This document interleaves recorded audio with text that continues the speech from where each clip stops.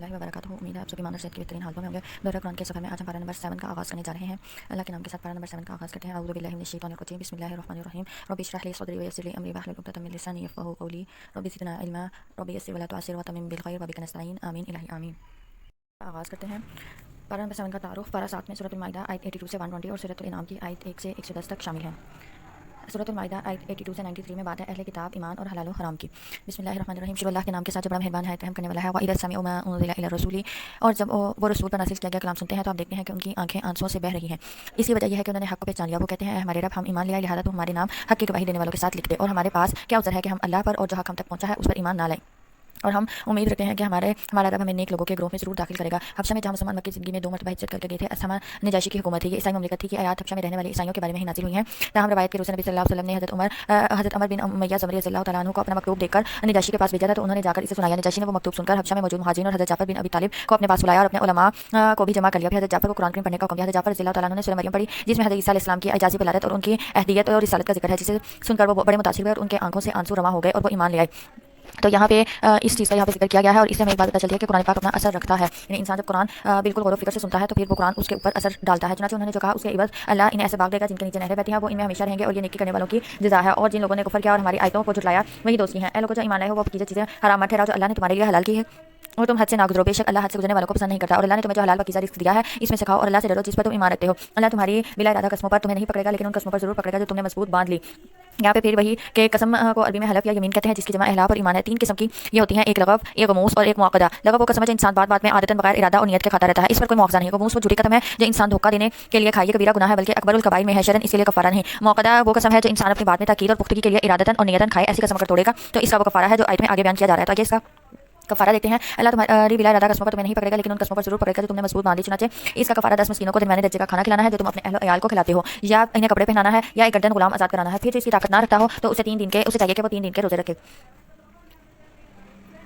ये तुम्हारी कस्मों का कफारा है जब तुम कसम खाकर तोड़ दो और तुम अपनी कसमों की हिफाजत करो। अल्लाह इसी तरह तुम्हारे लिए अपनी आयतें बयान करता है ताकि तुम शुक्र करो। ऐ लोगों जो ईमान लाए हो, बेशक शराब और जुआ, आस्ताने और फाल निकालने के तीर सब गंदे काम है और शैतान के अमल से हैं, बस तुम इनसे बचो ताकि तुम फला पाओ। बेशक शैतान चाहता है कि तुम्हारे दरमियान शराब और जुए के जरिए से दुश्मनी और बुग़्ज़ डाल दे और तुम्हें अल्लाह के जिक्र और नमाज से रोक दे। फिर क्या तुम इन शैतानी कामों से बात आते हो, और तुम अल्लाह की अताअत करो और रसूल की अताअत करो और एहतियात करो। बस अगर तुम हक से फिर जाओ तो जान लो हमारे रसूल पर तो सिर्फ खोलकर पहुंचा देना लाजिम है। जो लोग ईमान लाए और नेक अमल करने लगे, उन्होंने जो कुछ पहले खाया उस पर कोई गुनाह नहीं, जबकि वो आइंदा परहेज़गारी इख्तियार करें और ईमान पर कायम रहें, और नेक अमल करें फिर वो परहेज़गार ही रहें, और ईमान पर जमे रहें फिर वो परहेज़गारी ही अपनाएं, और नेकी करें, और अल्लाह नेकी करने वालों को पसंद करता है। यहाँ पे हुर्मत शराब के बाद सहाबा के ज़हन में ये बात आई कि हमारे साथों कई साथी जगहों में शहीद हो गए हैं या ऐसे ही फौत हो गए जबकि वो शराब पीते रहे। तो इस आयत में इस शुबे का ज़ाला कर दिया गया है कि उनका खात्मा ईमान और तकवा पर हुआ है, क्योंकि शराब उस वक्त तक हराम नहीं हुई थी। शराब की हुर्मत से पहले जो कुछ गुजर चुका है, अल्लाह ने कहा कि उस पर तुम्हें पकड़ा नहीं जाएगा, लेकिन इसकी हुर्मत के बाद अगर तुम ऐसा करोगे तो फिर तुम्हारी पकड़ जरूर होगी।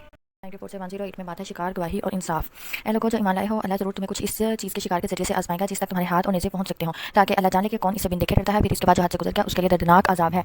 यहाँ करीब के शिकार या छोटे जानवर आमतौर पर हाथ ही से पकड़ लिए जाते हैं, और दूर के बड़े जानवरों के लिए तीर और नेज़े इस्तेमाल होते थे, इसलिए सिर्फ इन दोनों का यहाँ जिक्र किया गया है। लेकिन मुराद ये है कि जिस तरह भी और जिस चीज़ से भी शिकार किया जाए एहराम की हालत में ममनू है। यानी ये जो शिकार है एहराम की हालत में ममनू किया गया था ताकि आजमाया जा सके कि अल्लाह से कौन देखे डरता है और कौन तकवा इख्तियार करता है। लोगों जो ईमान लाए हो, जब तुम एहराम की हालत में हो तो शिकार ना मारो, और तुम में से जो कोई जानबूझकर इस हालत में शिकार मारे तो जानवर इसने मारा हो इसे इसके बराबर एक जानवर मवेशियों में से फिदिया देना होगा, जिसका फैसला तुम में से तो इंसाफ वाले करेंगे। ये फिदिया बतौर कुर्बानी काबा पहुंचाया जाएगा। यहाँ इसका कफारा चंद मिस्कीनों को खाना खिलाना है या इसके बराबर रोजे रखना है, ताकि वो अपने किए का मजा चखे। जो कुछ उससे पहले हो चुका वो अल्लाह ने माफ किया, और जो कोई दोबारा वही हरकत करे तो अल्लाह इसे बदला लेगा। अल्लाह गालिब है, बदला लेने वाला है।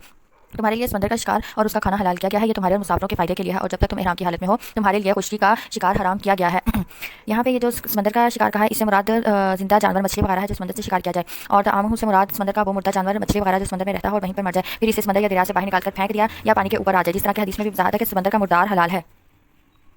अल्लाह ने हुर्मत वाले घर काबा को लोगों के लिए क़याम का जरिया बनाया है, और हुर्मत वाले महीने और हरम वाली कुर्बानी और पटों वाले जानवरों को भी। ये जो पटों वाले जानवर हैं ये कुर्बानी के जानवर थे, निशानी के तौर पर पटा जो था उनके गले में डाला जाता था। हुर्मत दिया ये इसलिए कि तुम जानो बेशक अल्लाह जानता है जो कुछ आसमानों में है और जो कुछ ज़मीन में है, और ये कि अल्लाह हर चीज़ को खूब जानने वाला है। जान लो बेशक अल्लाह सब सज़ा देने वाला है, और बेशक अल्लाह बहुत बख्शने वाला निहायत रहम करने वाला है। रसूल के ज़िम्मे अल्लाह का पैगाम पहुंचा देने के सिवा कुछ नहीं, और अल्लाह जानता है जो तुम जाहिर करते हो और जो तुम छुपाते हो। ए नबी कह दीजिए पाक और नापाक बराबर नहीं हो सकते, अगरचे नापाक की कसरत आपको हैरानी में डाल दे। यहाँ पे नापाक से मुराद हराम या काफिर या गुनाहगार है, और तैयब से मुराद हलाल या मोमिन या फरमाबरदारी करने वाला या उमदा चीज़ है। यहाँ ये सारे ही मुराद हो सकते हैं। मतलब ये कि जिस चीज़ में नापाकी हो, वो कुफर हो, फिसक हो, फजूर हो, अशिया अकवाल हो, कसरत के बावजूद भी उन चीज़ों का मुकाबला नहीं कर सकते जो पाकीज़ा हो। यानी पाकीज़ा और उमदा चीज़ें अगरचे कम हो, वो फिर भी जो नापाक चीज़ें वो उनकी बराबरी नहीं कर सकती।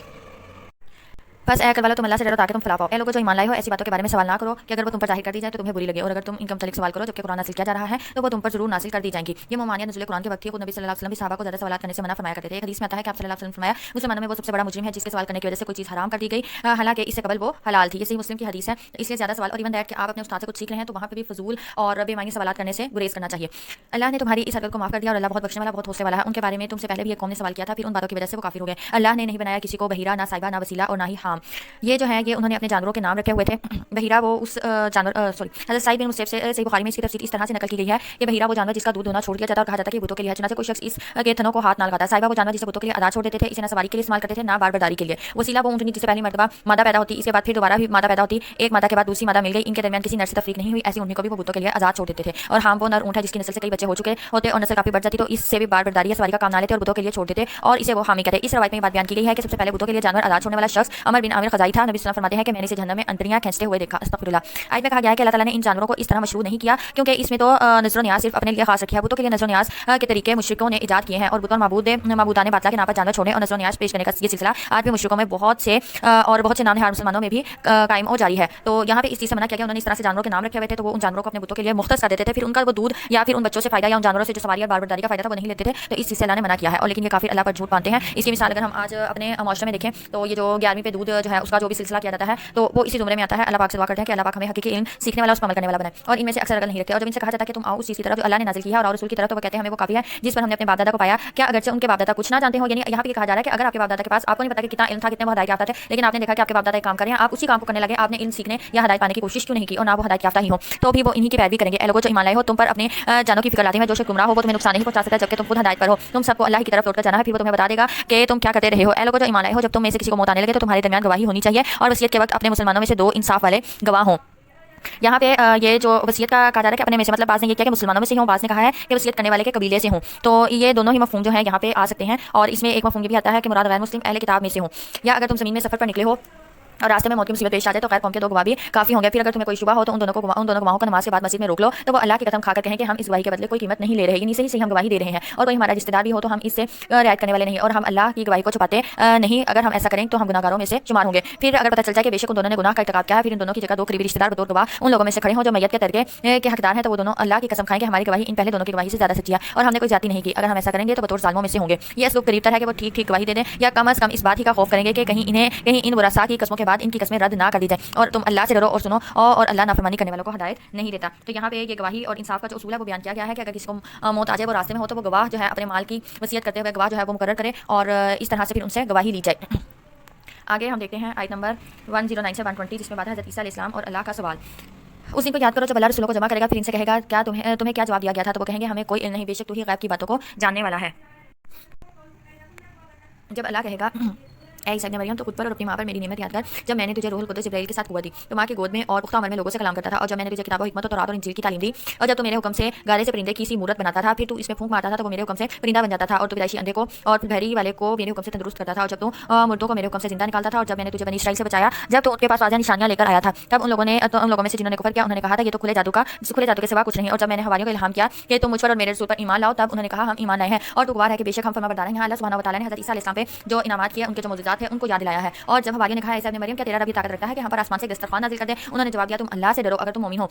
वो बोले कि हम ये चाहते हैं कि हम इससे खाएं और हमारे दिलों को तसल्ली हो जाए और हम ये जान लें कि तूने हमसे सच कहा है और हम इस पर गवाही देने वालों में से हो जाए। ईसा इब्न मरियम ने कहा, ए अल्लाह, ए हमारे रब, हम पर आसमान से दस्तरखान नाज़िल फरमा कि वो हमारे पहलों और हमारे बाद वालों के लिए ईद यानी खुशी का मौका बन जाए और वो तेरी तरफ से खास निशानी हो और तू हमें रिस्क दे और तू बेहतरीन रिस्क देने वाला है। अल्लाह ने फरमाया बेशक मैं वो दस्तरखान तुम पर नाज़िल करूंगा, फिर इसके बाद तुम में से जो शख्स कुफर करेगा तो यकीनन उसे ऐसा अज़ाब दूंगा कि वैसा अज़ाब दुनिया भर में किसी और को नहीं दिया गया। ये मायदा आसमान से उतरा या नहीं, इसके बाबत कोई सही हदीस नहीं। जमहूर उलमा इमाम शुकानी, इमाम इब्न जरीर तिबरी समेत इसके नज़ूल के कायल हैं कि इसका इस्तिदलाल कुरान के अल्फाज इन मुनज़िलुहा अलैकुम से है। ये अल्लाह का वादा है जो यकीनन सच्चा है, लेकिन इसे अल्लाह की तरफ से यकीनी वादा करार देना इससे सही मालूम नहीं होता क्योंकि अगले अल्फाज फमई यकफुर इस वादे की मशरूत होने की को जाहिर करते हैं। इससे दूसरे उलमा कहते हैं कि अल्लाह ताला की तरफ से शर्त सुनकर उन्होंने कहा कि फिर हमें इसकी जरूरत नहीं जिसके बाद इसका नज़ूल नहीं हुआ। और इमाम इब्न कसीर ने इन असाद की असानीद को जो इमाम मुजाहिद और हज़रत हसन बसरी ने से मक़बूल है सही करार दिया है, जिसमें नज़ूल माइदा की नफी की गई है। नीज़ कहा गया कि इन असाद की तायीद इस बात से भी होती है कि नज़ूल माइदा की कोई शोहरत ईसाइयों में है ना उनकी किताबों में दर्ज है। अगर ये नाज़िल हुआ होता तो उनके यहाँ ये मशहूर भी होना चाहिए था। तो जब अल्लाह ने साथ ही ये अज़ाब की बात की तो उन्होंने इस चीज़ से इनकार कर दिया। और जब अल्लाह कहेगा ऐ ईसा इब्न मरियम क्या तूने लोगों से कहा था कि मुझे मेरी माँ को अल्लाह के सिवा माबूद बना लो, तो वो कहेंगे तो पाक है, मेरे लिए जायज़ नहीं कि मैं वो بات کہوں جس کا مجھے حق نہیں. اگر میں نے یہ بات کہی ہو تو یقیناً تو اسے جانتا ہے اور تو اسے بھی جانتا ہے جو کچھ میرے دل میں ہے اور میں اسے نہیں جانتا جو کچھ تیرے نفس میں ہے. بے شک تو ہی سب سے بڑھ کر غیب جاننے والا ہے. میں نے ان سے کچھ نہیں کہا تھا سوائے اس کے جس کا تو نے مجھے حکم دیا تھا یہ کہ تم اللہ کی عبادت کرو جو میرا اور تمہارا رب ہے. اور میں ان پر نگران تھا جب تک میں ان میں رہا. پھر جب تو نے مجھے اٹھا لیا تو ہی ان پر نگران تھا اور تو ہر چیز پر نگہبان ہے. اگر تو انہیں عذاب دے تو بے شک وہ تیرے بندے ہیں اور اگر تو انہیں بخش دے تو بے شک تو ہی غالب بڑی حکمت والا ہے. اللہ فرمائے گا یہ ایسا دن ہے کہ سچوں کو ان کا سچ نفع دے گا. ان کے لیے ایسے باغ ہیں جن کے نیچے نہریں بہتی ہیں وہ ان میں ہمیشہ رہیں گے. اللہ ان سے راضی ہو اور وہ اس سے راضی ہوئے یہی بہت بڑی کامیابی ہے. یعنی اللہ آپ سے راضی ہو جائے تو اس سے بڑی کامیابی اور کوئی نہیں. آسمانوں اور زمین کی اور جو کچھ ان کے درمیان ہے اس کی بادشاہی اللہ ہی کے لیے ہے اور وہ ہر چیز پر خوب قادر ہے. آگے سورۃ انعام کا آغاز کرتے ہیں. سورۃ انعام مکی سورۃ ہے 165 آیات پر مشتمل ہے. اس میں توحید رسالت اور آخرت پر زور دیا گیا ہے. شرک کی تردید کی گئی ہے اور انبیاء کی جدوجہد کا ذکر ہے. آیت نمبر 1 سے 35 میں بات ہے اللہ کی قدرت اور کفات کا انکار. بسم اللہ الرحمن الرحیم. شروع اللہ کے نام سے جو بڑا مہربان نہایت رحم کرنے والا ہے. الحمدللہ الذی خلق السماوات والارض. تمام تعریف اللہ کے لیے ہے جس نے آسمانوں اور زمین کو پیدا کیا اور اندھیروں اور روشنی کو بنایا. پھر جن لوگوں نے کفر کیا وہ اپنے رب کے ساتھ اوروں کو برابر ٹھہراتے ہیں. وہی اللہ ہے جس نے تمہیں مٹی سے پیدا کیا پھر اس نے تمہارے لیے ایک وقت مقرر کیا اور اس کے ہاں قیامت کا ایک وقت بھی مقرر ہے. پھر بھی تم شک کرتے ہو اور وہی اللہ ہے آسمانوں اور زمین میں. وہ تمہاری چھپی اور ظاہر سب باتیں جانتا ہے اور وہ جانتا ہے جو کچھ تم کماتے کیا کرتے ہو. اور ان لوگوں کے پاس ان کے رب کی نشانی میں سے کوئی نشانی ایسی نہیں آئی جس سے انہوں نے منہ نہ موڑ لیا ہو. ان کے پاس جب حق آ گیا تو اسے بھی انہوں نے جھٹلا دیا. چنانچہ جلد ہی انہیں اس چیز کا پتہ چل جائے گا جس کا وہ مذاق اڑایا کرتے تھے. کیا انہوں نے نہیں دیکھا کہ ان سے پہلے ہم نے کتنی ہی قومیں ہلاک کر دی جنہیں ہم نے زمین میں ایسی طاقت دی تھی جو تمہیں نہیں دی تھی اور ہم نے ان پر موسلادھار بارش نازل کی اور نہریں بنائی جو ان کے نیچے بہتی تھی. پھر ہم نے ان کے گناہوں کے باعث انہیں ہلاک کر دیا اور ان کے بعد دوسری قومیں پیدا کی. اور اے نبی اگر ہم کاغذ پر لکھی ہوئی کتاب آپ پر نازل کرتے پھر وہ اپنے ہاتھ سے اسے چھپتے تو جن لوگوں نے کفر کیا وہ ضرور کہتے یہ تو کھلا جادو ہے. یعنی ہم اب وہی کے ذریعے جو کتاب آئی تھی اور آپ صلی اللہ علیہ وسلم نے پھر کاتبین نے وہی سے جو مقرر کیے تھے کاتب ان سے پھر وہ قرآن لکھوایا تھا. تو اگر اللہ کی طرف سے یہ لکھا ہوا قرآن کاغذ پہ لکھا ہوا قرآن اگر نازل ہوتا تو پھر بھی وہ اس کا انکار ہی کرتے اور کہتے کہ یہ کھلا جادو ہے. اور ان کافی لوگوں نے کہا کہ اے نبی کہ اس نبی پر کوئی فرشتہ کیوں نہیں اتارا گیا. اگر ہم کوئی فرشتہ اتارتے تو معاملے کا فیصلہ کر دیا جاتا. یعنی اگر کوئی فرشتہ آتا تو پھر عذاب بھی ان پر نازل ہو جاتا. پھر ان کو ذرا مہلت نہ دی جاتی. اور اگر ہم اس نبی کو فرشتہ بنا کر بھیجتے تو ہم اسے انسان کی شکل میں بھیجتے تبھی ہم انہیں اسی شعبے میں ڈالتے جس میں وہ پڑے ہوئے ہیں. اور نبی یقیناً آپ سے پہلے رسولوں سے بھی مذاق کیا گیا تھا. پھر ان میں سے جن لوگوں نے مذاق کیا تھا انہیں عذاب نے آ گھیرا جس کا وہ مذاق اڑاتے تھے. نبی کہہ دیجیے تم زمین میں گھومو پھرو پھر دیکھو جھٹلانے والوں کا انجام کیا ہوا. ان سے پوچھے جو کچھ آسمانوں اور زمین میں ہے وہ کس کے لیے ہے. کہہ دیجیے للہ اللہ ہی کے لیے ہے. اس نے مخلوق پر مہربانی کرنا اپنے اوپر لازم کر لیا ہے. وہ قیامت کے دن تمہیں ضرور جمع کرے گا جس میں کوئی شک نہیں. جن لوگوں نے اپنے آپ کو خسارے میں ڈالا ہے تو وہ ایمان نہیں لاتے. رات کے اندھیرے اور دن کے اجالے میں جو کچھ ٹھہرا ہوا ہے وہ اللہ ہی کا ہے اور وہ سب کچھ سنتا اور خوب جانتا ہے. اے نبی کہہ دیجیے کیا میں اللہ کے سوا اور معبود بنا لوں جو آسمانوں اور زمین کو پیدا کرنے والا ہے اور وہ سب کو کھلاتا اور اسے نہیں کھلایا جاتا. کہہ دیجیے بے شک مجھے حکم دیا گیا ہے کہ میں وہ پہلا شخص ہو جاؤں جو اسلام لایا ہے اور آپ ہر کس مشرکوں میں شامل نہ ہو جائیں. کہہ دیجیے بے شک اگر میں نے اپنے رب کی نافرمانی کی تو میں ایک بہت بڑے دن کے عذاب سے ڈرتا ہوں. یعنی دیکھیں یہ ایک نبی کا اعتراف ہے کہ اگر اس نے بھی نافرمانی کی تو عذاب سے بچانے والا پھر کوئی نہ ہوگا. اس دن جس شخص سے عذاب ہٹا لیا گیا تو یقیناً اس پر اللہ نے رحم کیا اور یہی واضح کامیابی ہے. اور اگر اللہ آپ کو کوئی تکلیف پہنچائے تو اس کے سوا اسے دور کرنے والا نہیں. اور اگر وہ آپ کو بھلائی پہنچائے تو وہ ہر چیز پر خوب قادر ہے اور وہ اپنے بندوں پر زور آور غالب ہے اور وہ خوب حکمت والا نہایت باخبر ہے. اے نبی ان سے کہیے گواہی کے طور پر کون سی چیز سب سے بڑھ کر ہے. کہہ دیجیے اللہ میرے اور تمہارے درمیان گواہ ہے اور میری طرف یہ قرآن وحی کیا گیا ہے تاکہ میں اس کے ذریعے سے تمہیں اور جس کو یہ پہنچے سب کو ڈراؤں. کیا تم اس کی گواہی دیتے ہو کہ اللہ کے ساتھ دوسرے معبود بھی ہیں. کہہ دیجیے میں یہ گواہی نہیں دیتا. اور یہ بھی کہہ دیجیے کہ صرف وہی ایک معبود ہے اور بے شک میں اس سے بری ہوں جو تم شریک ٹھہراتے ہو. جن لوگوں کو ہم نے کتاب دی وہ اسے اس طرح پہچانتے ہیں جس طرح اپنے بیٹوں کو پہچانتے ہیں. جن لوگوں نے اپنے آپ کو خسارے میں ڈالا تو وہ ایمان نہیں لاتے. یعنی کہ وہ اس کتاب کو اس طرح سے پہچانتے ہیں جیسے اپنے بیٹے کو پہچانتے ہو. بیٹے کو تو اب انسان اپنے اولاد کو کتنے اچھے سے جانتا ہے اسی طرح سے وہ اس کتاب کو بھی اچھے سے جانتے ہیں پھر بھی وہ اس کا انکار کرتے ہیں. اور اس شخص سے بڑھ کر ظالم کون ہے جو اللہ پر جھوٹ باندھے یا اس کی آیات کو جھٹلائے. بے شک ظالم فلاح نہیں پائیں گے. اور جس دن ہم سب کو اکٹھا کریں گے پھر جو لوگ اللہ کے ساتھ شریک ٹھہراتے تھے ان سے ہم کہیں گے تمہارے وہ شریک کہاں ہیں جنہیں تم اللہ کے ساتھ شریک خیال کرتے تھے. پھر اس جواب طلبی پر ان کی معذرت یہی ہوگی کہ وہ کہیں گے اللہ ہمارے رب کی قسم ہم مشرک نہیں تھے. دیکھیں وہ اپنے آپ پر کیسا جھوٹ گڑیں گے اور جنہیں وہ جھوٹے معبود بنا لیتے تھے وہ وہاں گم ہو جائیں گے. اور ان میں سے بعض وہ ہیں جو آپ کی طرف کان لگاتے ہیں جبکہ ہم نے ان کے دلوں پر پردے ڈال دیے ہیں کہ وہ اس کو سمجھ ہی نہ سکے. اور ان کے کانوں میں بوجھ یعنی بہرا پن ہے. اگر وہ ساری نشانیاں دیکھ بھی لیں تب بھی ایمان نہیں لائیں گے. حتیٰ کہ جب وہ آپ کے پاس آتے ہیں اور آپ سے جھگڑا کرتے ہیں تو ان میں سے جن لوگوں نے کفر کیا وہ یہ کہتے ہیں کہ یہ تو پہلے لوگوں کی کہانیاں ہیں اور وہ دوسروں کو اس ہدایت سے روکتے ہیں اور خود بھی اس سے دور رہتے ہیں. اور وہ اپنے آپ کو ہی ہلاک کر رہے ہیں اور وہ شعور نہیں رہتے. ایسا رویہ اختیار کر کے وہ کسی اور کو نہیں بلکہ اپنے آپ کو ہی خسارے میں ڈال رہے ہیں. اور اگر آپ انہیں اس وقت دیکھیں جب وہ آتش پر کھڑے کیے جائیں گے تو وہ کہیں گے کاش ایک بار ہمیں دنیا میں واپس بھیج دیا جائے اور ہم اپنے رب کی آیات کو ہرگز نہ جھٹلائیں گے اور ہم مومنوں میں سے ہی ہوں گے. بلکہ نہیں ان کے کرتوت تو ظاہر ہو چکے ہیں جنہیں وہ پہلے چھپاتے تھے. اور اگر انہیں واپس دنیا میں بھیج دیا جائے تو بھی وہ وہی کام کریں گے جس سے انہیں روکا گیا تھا. اور بے شک وہ جھوٹے ہیں. اگر انہیں موقع دے بھی دیا جائے تبھی وہ ویسے ہی کام کریں گے اور وہ کہتے ہیں کہ زندگی تو بس ہماری دنیا کی ہی زندگی ہے اور ہمیں دوبارہ نہیں اٹھایا جائے گا. اور اگر آپ انہیں اس وقت دیکھیں جب وہ اپنے رب کے سامنے کھڑے کیے جائیں گے تو وہ فرمائے گا کیا یہ حق نہیں ہے. تو وہ کہیں گے کیوں نہیں یہ حق ہمارے رب کی قسم یہ حق ہے ہمارے رب کی قسم. تو اللہ فرمائے گا پھر عذاب کا مزہ چکھو اس وجہ سے کہ تم کفر کرتے تھے. بے شک وہ لوگ خسارے میں رہے جنہوں نے اللہ سے ملاقات کو جھٹلایا. حتیٰ کہ جب ان کے پاس قیامت اچانک آ جائے گی وہ کہیں گے ہائے افسوس ہم سے اس معاملے میں کیسی کوتاہی ہوئی. اور وہ اپنے بوجھ اپنی پیٹھ پر اٹھائے ہوئے ہوں گے. خبردار بہت برا ہے جو وہ بوجھ اٹھائیں گے. وہ مل حیات الدنیا الا لعب ولہ, اور دنیا کی زندگی بس کھیل تماشے کے سوا کچھ نہیں, اور آخرت کا گھر ان لوگوں کے لیے یقیناً بہتر ہے جو پرہیزگاری اختیار کرتے ہیں. کیا پھر تم عقل نہیں رکھتے؟ اے نبی تحقیق ہم جانتے ہیں کہ بے شک آپ کو وہ بات نمونین کرتی ہے جو وہ کہتے ہیں, بس بے شک وہ آپ کو نہیں جھٹلاتے بلکہ دراصل یہ ظالم تو اللہ کی آیتوں کا انکار کرتے ہیں. آپ اللہ کی طرف بلاتے ہیں, اس لیے وہ آپ کے دشمن بنے ہوئے ہیں. اور اے نبی, اور بیسیکلی ان کا جو انکار ہے اللہ کی آیتوں کے ساتھ, اللہ کے کلام کے ساتھ ہے. اور اے نبی بے شک آپ سے پہلے بہت سے رسول جھٹلائے گئے تو انہوں نے جھٹلائے جانے اور تکلیف دیے جانے پر صبر کیا. یہاں پہ آپ صلی اللہ علیہ وسلم کو تسلی دی جا رہی ہے کہ پہلے انبیاء کرام کے ساتھ بھی یہ ہوتا رہا ہے کہ ان کے پاس ہماری مدد آ پہنچی اور اللہ کے کلمات کو کوئی بدلنے والا نہیں. اور یقیناً آپ کے پاس رسولوں کی کچھ خبریں آ چکی ہیں, اور اگر ان لوگوں یعنی کافروں کا حق سے منہ موڑنا آپ کو ناگوار ہے تو آپ میں یہ طاقت ہے کہ آپ زمین میں کوئی سرنگ یا آسمان میں کوئی سیڑھی ڈھونڈ لیں, پھر آپ ان کے پاس کوئی نشانی لے آئیں تو ایسا کر گزریں. اگر اللہ چاہتا تو انہیں ہدایت پر جمع کر دیتا, چنانچہ آپ نادانوں میں سے نہ ہو جائیں. یہاں پہ یہ نبی صلی اللہ علیہ وسلم کو یہ ہدایت دی جا رہی ہے کہ آپ ان کے کفر پر زیادہ حسرت و افسوس نہ کریں, کیونکہ ان کا تعلق اللہ کی مشیت و تقدیر سے ہے, اس لیے اللہ ہی کے سپورٹ کریں, وہی اس کی حکمت و مصلحت کو بہتر سمجھتا ہے. اور اگر ان کو ہدایت پر جمع کرنا چاہتا تو اللہ پہلے ہی ان کو ہدایت دے چکا ہوتا, اور آپ ان کے پاس کوئی معجزہ یا نشانی بھی لے آئیں تو ہرگز وہ ایمان لانے والوں میں سے نہیں ہوں گے. آیت 36 سے 73 میں بات ہے ہدایت دنیا اور آخرت کی. حق کو قبول تو صرف وہی کرتے ہیں جو سنتے ہیں, اور جو مردے ہیں اللہ انہیں اٹھائے گا پھر وہ اسی کی طرف لوٹائے جائیں گے. اور انہوں نے کہا اس نبی پر اس کے رب کی طرف سے کوئی بڑی نشانی کیوں نازل نہیں کی گئی؟ کہہ دیجئے بے شک اللہ اس پر قدرت رکھتا ہے کہ کوئی بڑی نشانی نازل فرما دے, لیکن لوگ اس میں اکثر علم نہیں رکھتے. اور زمین پر چلنے والا کوئی جانور اور اپنے دونوں پروں سے اڑنے والا کوئی پرندہ ایسا نہیں جو تمہاری طرح الگ امت نہ ہو. ہم نے کتابیں کوئی چیز نہیں چھوڑی جس کا ذکر نہ کیا گیا ہو, پھر وہ سب اپنے رب کی طرف اکٹھے کیے جائیں گے. اور جن لوگوں نے ہماری آیتوں کو جھٹلایا اور اندھیروں میں بہرے اور گونگے ہیں, اللہ جسے چاہے گمراہ کر دیتا ہے اور جسے چاہے سیدھی راہ پر لے آتا ہے. اے نبی کہہ دیجیے اگر تم پر اللہ کا عذاب آ جائے یا تم پر قیامت آ جائے تو بتاؤ کیا تم اللہ کے سوا کسی اور کو پکارو گے اگر تم سچے ہو؟ بلکہ تم صرف اسی کو پکارو گے, پھر اگر وہ چاہے گا تو وہ تکلیف دور کر دے گا جس کے لیے تم اسے پکارو گے, اور تم انہیں بھول جاؤ گے جنہیں تم شریک ٹھہراتے تھے. اور یہ ایک قدرتی فطری طور پر بات ہے کہ جب انسان کو تکلیف ہوتی ہے, کسی کو تکلیف میں ہوتا ہے تو وہ اللہ کو پکارتا ہے, اپنے شرکا کو وہ بھول جاتا ہے. اور تحقیق ہم نے آپ سے پہلی امتوں کی طرف رسول بھیجے, پھر ہم نے ان امتوں کو سختی اور تکلیف کے ساتھ پکڑا تاکہ وہ عاجزی اختیار کریں. پھر جب ان پر ہمارا عذاب آیا تو انہوں نے عاجزی کیوں نہ اختیار کی, لیکن ان کے دل سخت ہو گئے, اور جو عمل وہ کرتے تھے ان کو شیطان نے ان کے لیے مزین بنا دیا. پھر جب انہوں نے وہ نصیحت بھلا دی جو انہیں کی گئی تھی تو ہم نے ان پر ہر چیز سے دروازے کھول دیا, حتیٰ کہ جب وہ ان چیزوں پر اترانے لگے جو انہیں دی گئی تھی تو ہم نے انہیں اچانک پکڑ لیا, پھر وہ نا امید ہو کر رہ گئے. پھر اس قوم کی جڑ کاٹ دی گئی جنہوں نے ظلم کیا تھا, اور تمام تعریف اللہ کے لیے ہے جو تمام جہانوں کا رب ہے. اے نبی ان سے کہہ دیجیے اگر اللہ تمہارے کان اور تمہاری آنکھیں چھین لے اور تمہارے دلوں پر مہر لگا دے تو بتاؤ اللہ کے سوا کون معبود ہے جو تمہیں یہ چیزیں لا دے. دیکھیے کس طرح ہم آیتیں پھیر پھیر کر بیان کرتے ہیں, پھر بھی وہ منہ موڑتے ہیں. کہیے اگر تم پر اللہ کا عذاب اچانک یا کھلم کھلا آ جائے تو بتاؤ کیا ظالموں کے سوا کوئی اور لوگ بھی ہلاک کیے جائیں گے؟ اور ہم نے کوئی رسول ایسا نہیں بھیجا جسے خوشخبری دینے والا اور ڈرانے والا نہ بنایا ہو. پھر جو شخص ایمان لے آئے اور اپنی اصلاح کر لے تو ان پر نہ کوئی خوف ہوگا اور نہ ہی وہ غمگین ہوں گے. اور جن لوگوں نے ہماری آیتوں کو جھٹلایا انہیں اس نافرمانی کی وجہ سے عذاب پہنچے گا جو وہ نافرمانی کرتے تھے. اے نبی کہہ دیجیے میں تم سے نہیں کہتا کہ میرے پاس اللہ کے خزانے ہیں, اور نہ میں غیب جانتا ہوں, اور نہ میں تم سے یہ کہتا ہوں کہ میں فرشتہ ہوں. میں تو اسی چیز کی پیروی کرتا ہوں جو میری طرف وحی کی جاتی ہے. کہہ دیجیے کیا نابینا اور بینا برابر ہو سکتے ہیں؟ یعنی ایک دیکھنے والا ہو اور ایک اندھا انسان ہو, کیا آپ اس کو برابر کہہ سکتے ہیں؟ تو پھر کیا تم غور نہیں کرتے؟ اگر آپ انہیں برابر نہیں کہہ سکتے تو آپ اس بات پر بھی غور کیوں نہیں کرتے؟ اے نبی آپ اس قرآن کے ذریعے سے ان لوگوں کو ڈرائیں جنہیں ڈر رہتا ہے کہ وہ اپنے رب کے پاس اکٹھے کیے جائیں گے, وہاں اس کے سوا ان کا کوئی دوست اور سفارشی نہ ہوگا. شاید کہ وہ پرہیزگاری اختیار کریں اور ان لوگوں کو اپنے سے مت دور کریں جو اپنے رب کو صبح اور شام پکارتے ہیں اور وہ اپنے رب کا چہرہ چاہتے ہیں. ان کے حساب میں سے کسی چیز کا بوجھ آپ پر نہیں, اور آپ کے حساب میں سے کسی کا بوجھ ان پر نہیں. یعنی جو انسان جیسا عمل کرے گا اس کو ویسا ہی دیا جائے گا, ایک کا بدلہ دوسرا نہیں دے گا. پھر اگر آپ ان کو اپنے سے دور کریں گے تو آپ ظالموں میں سے ہو جائیں گے. یعنی بے سہارا اور غریب مسلمان جو بڑے اخلاص سے رات دن اپنے رب کو پکارتے ہیں, اس کی عبادت کرتے ہیں, آپ مشرکین کے طعن یا مطالبے سے کہ اے محمد تمہارے ارد گرد غربا اور فقراء ہی کا ہجوم رہتا ہے, ذرا انہیں ہٹاؤ تو ہم بھی تمہارے ساتھ بیٹھیں گے. ان غربا کو اپنے سے دور نہ کرنا. تو یہاں پہ یہ بات ہے کہ آپ یہ سوچتے ہوئے کہ شاید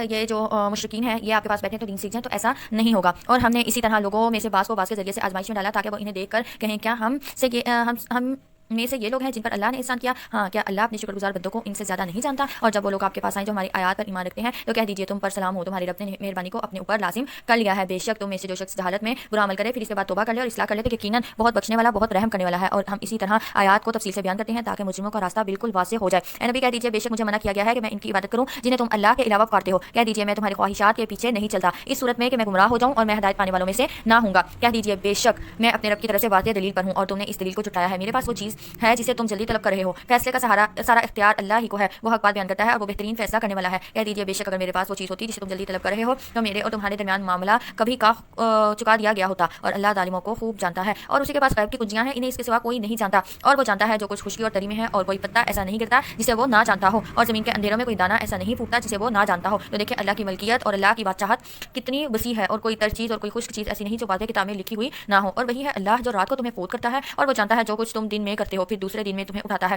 یعنی یہاں پہ نیند کا ذکر کیا گیا ہے کہ جب تم رات کو سوتے ہو تو وہ تمہاری آدھی موت ہوتی ہے. اللہ اس وقت جو ہے تم سو جاتے ہو اور اس کے بعد اگلے دن اللہ ہی تمہیں اٹھاتا ہے, اور اگر اللہ تمہیں نہ اٹھائے تو پھر تم موت کی آغوش میں مکمل طور پر چلے جاتے ہو تاکہ زندگی کی مقرر مدت پوری کی جائے. پھر اس کی طرف تمہاری واپسی ہے, پھر وہ تمہیں بتا دے گا جو کچھ تم کرتے رہے ہو, اور وہی اپنے بندوں پر غالب ہے اور تم پر محافظ فرشتے بھیجتا ہے، حتیٰ کہ جب تم میں سے کسی کو موت آتی ہے تو ہمارے فرشتے اسے فوت کرتے ہیں اور وہ اس میں کوتاہی نہیں کرتے، پھر وہ اللہ کی طرف لوٹائے جاتے ہیں جو ان کا سچا مالک ہے۔ خبردار، فیصلے کا سارا اختیار اسی کو ہے اور وہ بہت جلد حساب لینے والا ہے۔ اے نبی کہہ دیجیے تمہیں خشکی اور تری اور اندھیروں سے کون نجات دیتا ہے؟ تم اسے عاجزی کرتے ہوئے رازداری سے پکارتے ہو اور کہتے ہو کہ اگر وہ ہمیں اس مصیبت سے نجات دے دے تو ہم ضرور شکر کرنے والوں میں سے ہو جائیں گے۔ کہہ دیجیے اللہ ہی تمہیں اس مصیبت سے اور ہر غم سے نجات دیتا ہے، پھر بھی تم اس کے ساتھ شرک کرتے ہو، یعنی کہ وہ جب مصیبت آتی ہے تو انسان اللہ کو پکارتا ہے اور جب مصیبت دور ہو جاتی ہے تو پھر انسان کہتا ہے کہ میں نے فلاں سے دم کروایا تھا اور فلاں پیر کی بات مانی تھی، تو پھر تم اللہ کے ساتھ شرک کرتے ہو۔ کہہ دیجیے وہی اس پر قدرت رکھتا ہے کہ تمہارے اوپر سے یا تمہارے پاؤں کے نیچے سے تم پر عذاب بھیجے گا، تمہیں گروہوں میں تقسیم کر کے ایک گروہ کو دوسرے کی طاقت کا مزہ چکھائے۔ دیکھیے ہم کس طرح آیتوں کو پھیر پھیر کر بیان کرتے ہیں تاکہ وہ سمجھیں، اور اس قرآن کو آپ کی قوم نے جھٹلایا حالانکہ وہ حق پر ہے۔ کہہ دیجیے وہی میں تم پر نگران نہیں ہوں، ہر ایک خبر کا وقت مقرر ہے اور جلد ہی تم جان لوگے، اور جب آپ ان لوگوں کو دیکھیں گے جو ہماری آیتوں پر نکتہ چینی کر رہے ہوتے ہیں تو آپ ان کے پاس سے ہٹ جائیں یہاں تک کہ وہ اس کے علاوہ کسی اور بات میں مشغول ہو جائیں، اور اگر شیطان آپ کو یہ بات بھلا دے تو یاد آنے پر ان ظالم لوگوں کے پاس مت بیٹھے۔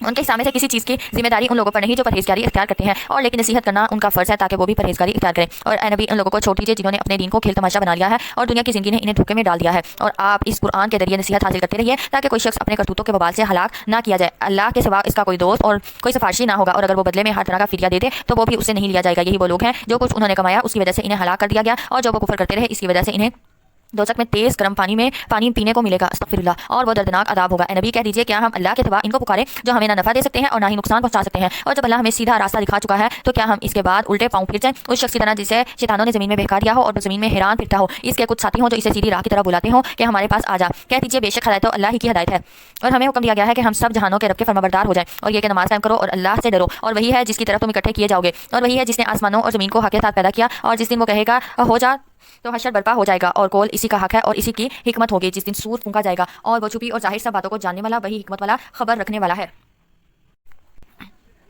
آگے دیکھتے ہیں سورۃ الانعام آیت 74 سے 90 میں بات ہے حضرت ابراہیم علیہ السلام کی دعوت اور انبیاء علیہ السلام کا ذکر۔ وَإِذْ قَالَ إِبْرَاهِيمُ لِأَبِيهِ آزَرَ أَتَتَّخِذُ أَصْنَامًا، اور جب ابراہیم نے اپنے باپ آزر سے کہا کیا تم بتوں کو معبود ٹھہراتے ہو؟ بے شک میں تمہیں اور تمہاری قوم کو کھلی گمراہی میں پڑے دیکھتا ہوں۔ اور اس طرح ہم ابراہیم کو آسمانوں اور زمین کی بادشاہی دکھاتے تھے اور تاکہ وہ یقین کرنے والوں میں سے ہو جائے۔ چنانچہ جب اس پر رات چھا گئی تو اس نے ایک ستارہ دیکھا۔ اب یہاں پہ یہ دیکھیں کہ ابراہیم علیہ السلام اپنی قوم کو کس طرح سے جو ہے وہ یقین دلانے کی کوشش کر رہے ہیں کہ جن کو وہ معبود مانتے ہیں وہ معبود نہیں ہیں، اور دلائل کے ساتھ بات کر رہے ہیں، ان کے مینٹل لیول پہ جا کر بات کرنے کی کوشش کریں۔ تو ہمیں بھی چاہیے کہ جب ہم کسی کو کوئی دین کی بات سمجھانا چاہیں یا ویسے بھی کوئی بات سمجھانا چاہیں تو سامنے والے کا مینٹل لیول دیکھتے ہوئے اس کی ابیلٹی کو دیکھتے ہوئے پھر ہم اس کو وہ بات سمجھائیں۔ تو ابراہیم علیہ السلام نے کیا کہا؟ ابراہیم علیہ السلام نے کہا یہ میرا رب ہے۔ پھر جب وہ غروب ہو گیا تو کہا میں غروب ہونے والوں سے محبت نہیں کرتا۔ پھر جب اس نے چاند چمکتا ہوا دیکھا تو کہا یہی میرا رب ہے۔ پھر جب وہ غروب ہو گیا تو اس نے کہا اگر میرے رب نے مجھے ہدایت نہ دی تو یقیناً میں گمراہ قوم میں سے ہو جاؤں گا۔ پھر جب اس نے سورج کو جگمگاتا ہوا دیکھا تو کہا یہ میرا رب ہے، یہ سب سے بڑا ہے۔ پھر جب وہ بھی غروب ہو گیا تو اس نے کہا اے میری قوم بے شک جنہیں تم شریک ٹھہراتے ہو میں ان سے بیزار ہوں، بے شک میں نے اپنا چہرہ اس ذات کی طرف متوجہ کر لیا ہے جس نے آسمانوں اور زمین کو پیدا کیا، اور میں اس اللہ کا پرستار ہوں اور میں مشرکوں میں سے نہیں ہوں۔ اس قوم نے اس سے جھگڑا کیا تو اس ابراہیم نے کہا کیا تم مجھ سے اللہ کے بارے میں جھگڑا کرتے ہو حالانکہ اس نے مجھے ہدایت دی اور میں ان سے نہیں ڈرتا جنہیں تم اس کا شریک ٹھہراتے ہو۔ ہاں اگر میرا رب کچھ چاہے تو وہ ضرور ہو سکتا ہے، میرے رب کا علم ہر چیز پر چھایا ہوا ہے۔ کیا پھر تم نصیحت حاصل نہیں کرتے؟ اور میں ان سے کیوں ڈروں جنہیں تم شریک ٹھہراتے ہو، جبکہ تم اس بات سے نہیں ڈرتے کہ تم ان کو اللہ کے شریک ٹھہراتے ہو جن کی اس نے تم پر کوئی دلیل نازل نہیں کی۔ بس دونوں فریقوں میں سے کون امن کا زیادہ حقدار ہے؟ بتاؤ اگر تم جانتے ہو۔ یعنی مومن اور مشرک میں سے مومن کے پاس تو توحید کے بھرپور دلائل ہیں جبکہ مشرک کے پاس اللہ کی تعریف دلیل کوئی نہیں، صرف اوہام باطلا ہیں یا پھر اس کی اپنی تعویلات ہیں۔ اس سے اندازہ کیا جا سکتا ہے کہ امن اور نجات کا مستحق کون ہوگا۔ جو لوگ ایمان لائے اور انہوں نے اپنے ایمان کو ظلم یعنی شرک کے ساتھ غلط ملت نہیں کیا وہی لوگ ہیں جن کے لیے امن ہے اور وہی ہدایت یافتہ ہے، اور یہ ہماری دلیل ہے، اور یہ ہے ہماری دلیل جو ہم نے ابراہیم کو اس کی قوم کے مقابلے میں دی تھی۔ ہم جسے چاہیں اس کے درجے بلند کرتے ہیں، بے شک آپ کا رب بہت حکمت والا خوب جاننے والا ہے۔ اور ہم نے اس ابراہیم کو اسحاق اور یعقوب عطا کیے، اور ہم نے سب کو ہدایت دی، اور اس سے پہلے ہم نے نوح کو ہدایت دی تھی، اور اس کی اولاد میں سے داؤد، سلیمان، ایوب، یوسف، موسیٰ اور ہارون کو بھی ہدایت دی، اور اس طرح ہم نیکی کرنے والوں کو بدلہ دیتے ہیں۔ اور ہم نے زکریا، یحییٰ اور عیسیٰ اور الیاس کو بھی ہدایت دی، اور وہ سب نیک لوگوں میں سے تھے۔ اور ہم نے اسماعیل، یسع، یونس اور لوط کو بھی ہدایت دی، اور ان سب کو ہم نے جہانوں پر فضیلت دی، اور کچھ کو ان کے باپ دادا، ان کی اولاد اور ان کے بھائیوں میں سے، اور ہم نے انہیں چن لیا اور سیدھی راہ کی طرف ہدایت دی۔ یہ اللہ کی ہدایت ہے، وہ اپنے بندوں میں سے جسے چاہتا ہے اس کی طرف رہنمائی کرتا ہے، اور اگر وہ لوگ شرک کرتے تو جو وہ عمل کرتے تھے برباد ہو جاتے۔ یہ وہ لوگ ہیں جنہیں ہم نے کتاب، حکمت اور نبوت دی تھی۔ اب اگر یہ لوگ اس ہدایت کو ماننے سے انکار کرتے ہیں تو بے شک ہم نے اس کے لیے ایسی قوم تیار کی ہے کہ وہ ان کا انکار کرنے والی نہیں۔ یہ لوگ ہیں جنہیں اللہ نے ہدایت دی، لہٰذا اے نبی آپ بھی ان کے طریقے کی پیروی کریں۔ کہہ دیجیے میں اس پر تم سے کوئی اجر نہیں مانگتا، یہ تو تمام دنیا والوں کے لیے نصیحت ہے۔ آیت 91 سے 110 میں بات ہے قرآن حلال و حرام اور آزمائش کی۔ وما قدر اللہ حق قدرہ، اور انہوں نے اللہ کی قدر نہیں کی جس طرح کہ اس کی قدر کرنے کا حق تھا۔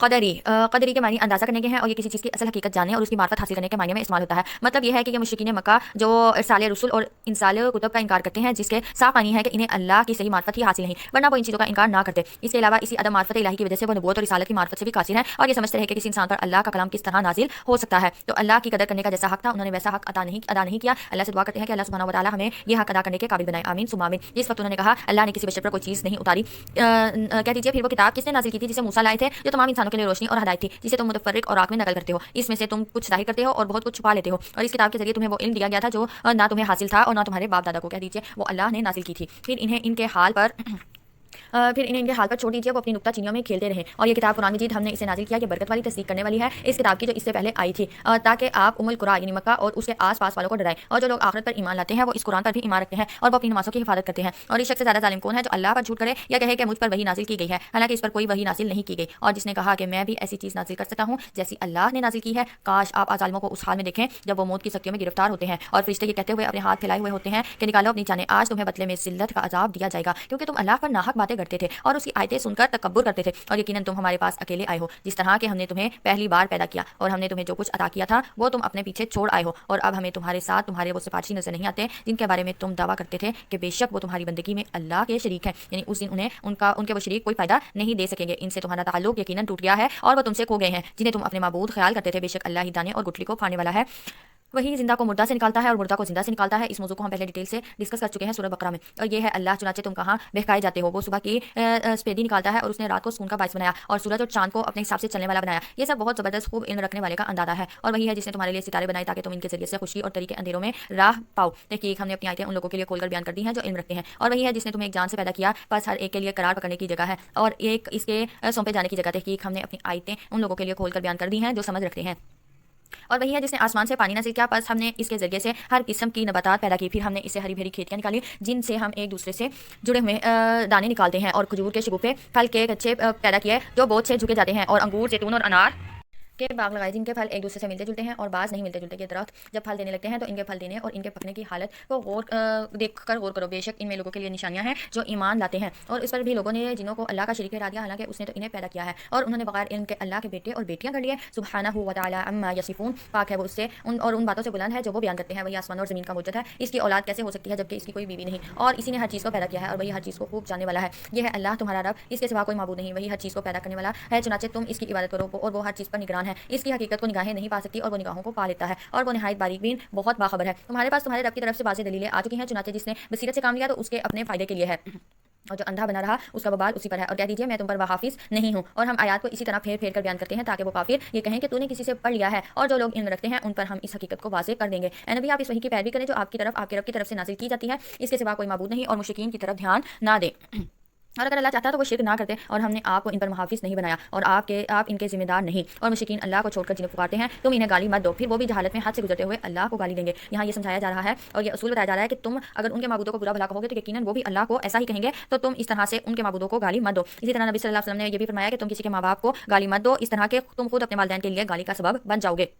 اس طرح ہم نے ہر امت کے لیے ان کے عمل میں کشش پیدا کر دی ہے. پھر انہیں اپنے رب کی طرف لوٹ کر جانا ہے. پھر وہ انہیں بتائے گا کہ وہ کیا کچھ کرتے رہتے تھے. انہوں نے اللہ کے نام کی پختہ قسمیں کھائی کہ اگر ان کے پاس مخصوص نشانی آ جائے یعنی کوئی بڑا معجزہ آ جائے تو وہ اس پر ضرور ایمان لے آئیں گے. اے نبی کہہ دیجیے نشانیاں تو صرف اللہ ہی کے پاس ہیں. یعنی جس بڑی نشانیوں کا تم مطالبہ کر رہے ہو وہ نبی کے اختیار میں نہیں بلکہ وہ اللہ کے اختیار میں ہے اور اس کی مشیت پر ہی ہے. اگر وہ چاہے تو وہ لے آئے اگر نہ چاہے تو کوئی اور نہیں لا سکتا. اور ہم اسی طرح ان کے دلوں اور نگاہوں کو پھیر دیتے ہیں جس طرح یہ پہلی بار اس قرآن پر ایمان نہیں لائے تھے اور ہم نے ان کی سرکشی میں بھٹکنے کے لیے چھوڑ دیں گے. یہاں پہ ہمارا پارہ نمبر 7 مکمل ہوا.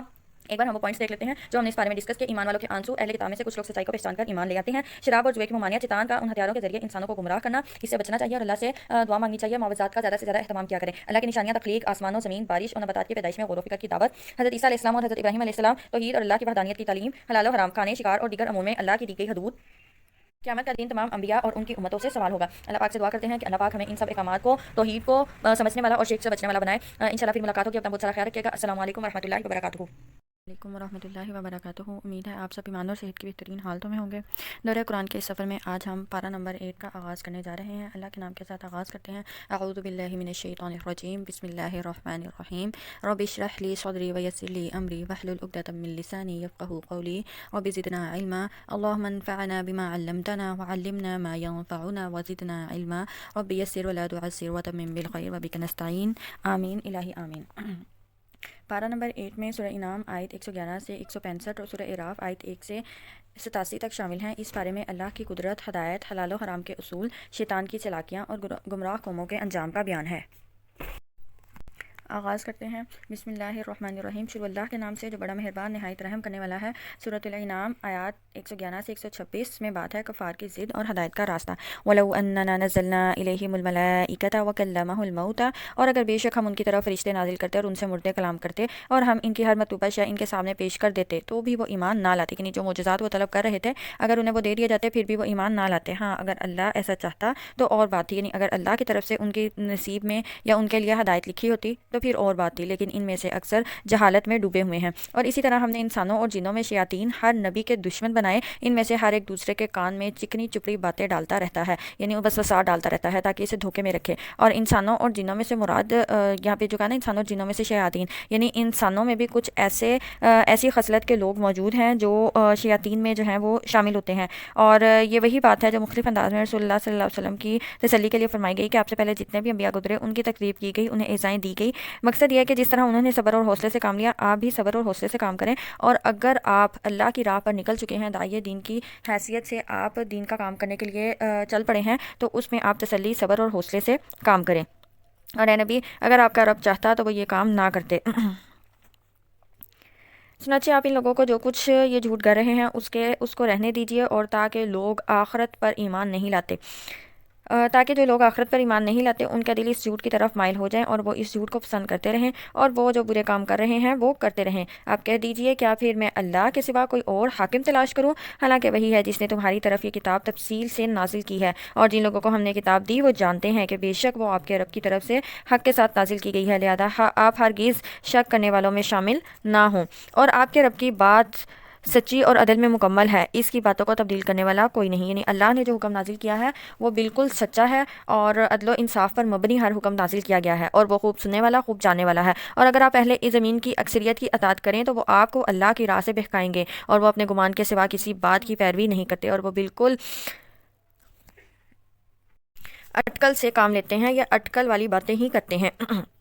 یہاں پہ یہ کہا جا رہا ہے کہ اگر آپ کو کسی چیز کی کثرت نظر آ رہی ہے، کسی طرف لوگوں کی اکثریت نظر آ رہی ہے، تو یہ اس بات کی دلیل نہیں ہے کہ وہ صحیح ہے، ہو سکتا ہے کہ وہ اپنے گمان کی وجہ سے آپ کو بھی گمراہ کر دیں۔ بے شک آپ کا رب اس شخص کو خوب جانتا ہے جو اس کی راہ سے بہکتا ہے، اور وہ ہدایت یافتہ لوگوں کو بھی خوب جانتا ہے۔ چنانچہ تم اس جانور کا گوشت کھاؤ جس پر اللہ کا نام پڑا گیا ہو، اگر تم اس کی آیات پر ایمان لانے والے ہو، اور تمہیں کیا ہو گیا ہے کہ تم اس حلال جانور کا گوشت نہ کھاؤ جس پر اللہ کا نام پڑا گیا ہو، حالانکہ اللہ نے ان سب جانوروں کے بارے میں تفصیل سے بتا دیا ہے جو اس نے تم پر حرام کیے ہیں، مگر جسے تم کھانے پر مجبور ہو جاؤ تو وہ بھی حلال ہے۔ یعنی اگر آپ کسی ایسی جگہ پہ ہیں مجبوری کی حالت میں جہاں حلال کھانا میسر نہیں، تو جان بچانے کے لیے اتنا کھایا جا سکتا ہے جتنا آپ کو کفایت کر جائے، یعنی اس میں اپنے شوق اور ذوق کے لیے نہیں بلکہ جان بچانے کے لیے مجبوری کی حالت میں آپ کھا سکتے ہیں۔ اور بے شک اکثر لوگ اپنے خواہشات سے بغیر علم کے دوسروں کو بہکاتے ہیں، اور یہاں پہ یہ بات پتہ چلی ہے کہ علم کا ہونا کتنا ضروری ہے۔ جب انسان کے پاس علم ہوتا ہے تو وہ خود کو بھی ہدایت کی راہ پر لے کر جانے کے قابل ہوتا ہے، اور دوسروں کی بھی رہنمائی کر سکتا ہے، لیکن جب انسان کے پاس اپنے پاس ہی علم نہیں ہوگا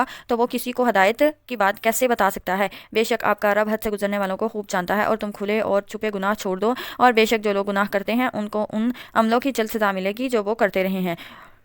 اور تم اس جانور کا گوشت مت کھاؤ جس پر اللہ کا نام نہ پڑا گیا ہو، کیونکہ یہ کھانا یقیناً نافرمانی ہے، اور بے شک شیاطین اپنے دوستوں کے ذہنوں میں شبہ ڈالتے ہیں تاکہ تم سے جھگڑا کریں، اور اگر تم نے ان کی اطاعت کی تو بے شک تم بھی ضرور مشرک ہوگے۔ کیا ایک ایسا شخص جو مردہ تھا پھر ہم نے اس کو زندہ کیا اور ہم نے اس کے لیے نور بنا دیا، وہ اس روشنی میں لوگوں میں چلتا ہے، کیا وہ اس شخص جیسا ہو سکتا ہے جس کا حال یہ ہے کہ وہ اندھیروں میں پڑا ہے، ان سے نکلنے والا نہیں۔ آپ خود اس کا دیکھ لیں کہ ایک کمرے میں آپ کو روشنی نظر آئے، ایک میں اندھیرا نظر آئے، تو کہاں پہ آپ کو صاف صاف چیزیں نظر آئیں گی؟ وہیں پہ جہاں پہ روشنی ہوگی۔ تو جس کے پاس ایمان کی روشنی ہے اس کو صاف صاف ہدایت کا راستہ نظر آئے گا، لیکن جس کے پاس ایمان کی روشنی نہیں ہے، وہ اندھیروں میں زندگی گزار رہا ہے، تو اس کو ایمان کی روشنی ہدایت کا راستہ نظر نہیں آ سکتا۔ اسی طرح کافروں کے لیے ان کاموں میں کشش رکھ دی گئی ہے جو وہ کرتے ہیں، اور اسی طرح ہم نے ہر بستی میں اس کے بڑے بڑے مجرموں کو لگا دیا کہ وہ اس بستی میں اپنے مکر و فریب کا جال پھیلائیں، اور وہ اپنے ہی آپ سے ہی مکر و فریب کرتے ہیں اور وہ شعور نہیں رکھتے۔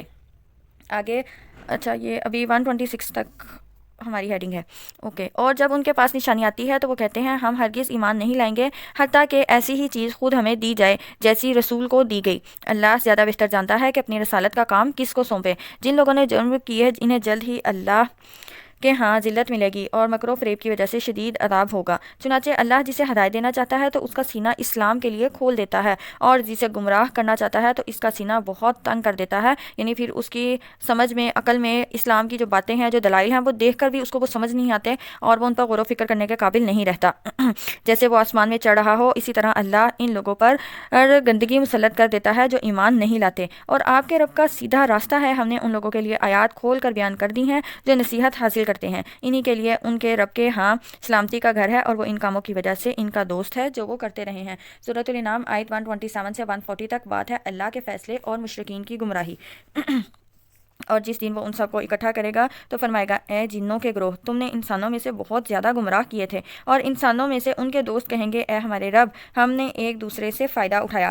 جنوں اور انسانوں نے ایک دوسرے سے فائدہ حاصل کیا، اس کے دو مفہوم بیان کیے گئے ہیں۔ جنوں کا انسانوں سے فائدہ اٹھانا یعنی ان کو اپنا پیروکار بنا کر ان کی مدد حاصل کرنا، اور انسانوں کا جنوں سے فائدہ اٹھانا یہ ہے کہ شیطانوں نے گناہوں کو ان کے لیے خوبصورت بنا دیا جسے انہوں نے قبول کیا اور گناہوں کی لذت میں پھنسے رہے۔ دوسرا مفہوم یہ ہے کہ انسان ان غیبی خبروں کی تصدیق کرتے رہے جو شیاطین اور جنات کی طرف سے کہانت کے طور پر پھیلائی جاتی تھی۔ گویا جنات نے انسانوں کو بیوقوف بنا کر فائدہ اٹھایا، اور انسانوں کا فائدہ اٹھانا یہ ہے کہ انسان جنات کی بیان کردہ جھوٹی اور اٹکل والی باتوں سے لطف اندوز ہوتے اور کاہن قسم کے لوگ ان سے دنیاوی مفادات حاصل کرتے رہے۔ تو اس طرح یہ دو طرح سے انسانوں نے جنوں سے اور جنوں نے انسانوں سے فائدے اٹھائے۔ تو ان کے بارے میں یہ کہا جا رہا ہے، اور ہم اس میعاد کو پہنچے جو تو نے ہمارے لیے مقرر فرمائی تھی۔ اللہ فرمائے گا، آگ ہی تمہارا ٹھکانہ ہے، یعنی ایسے لوگوں کا ٹھکانہ آگ ہی ہے، تم اس میں ہمیشہ رہو گے، ہاں اگر اللہ چاہے تو دوسری بات ہے۔ بے شک آپ کا رب بڑا حکمت والا، خوب جاننے والا ہے۔ اور اسی طرح ہم بعض ظالموں کو بعض ان کاموں کی وجہ سے مسلط کر دیتے ہیں جو وہ کرتے رہے ہیں۔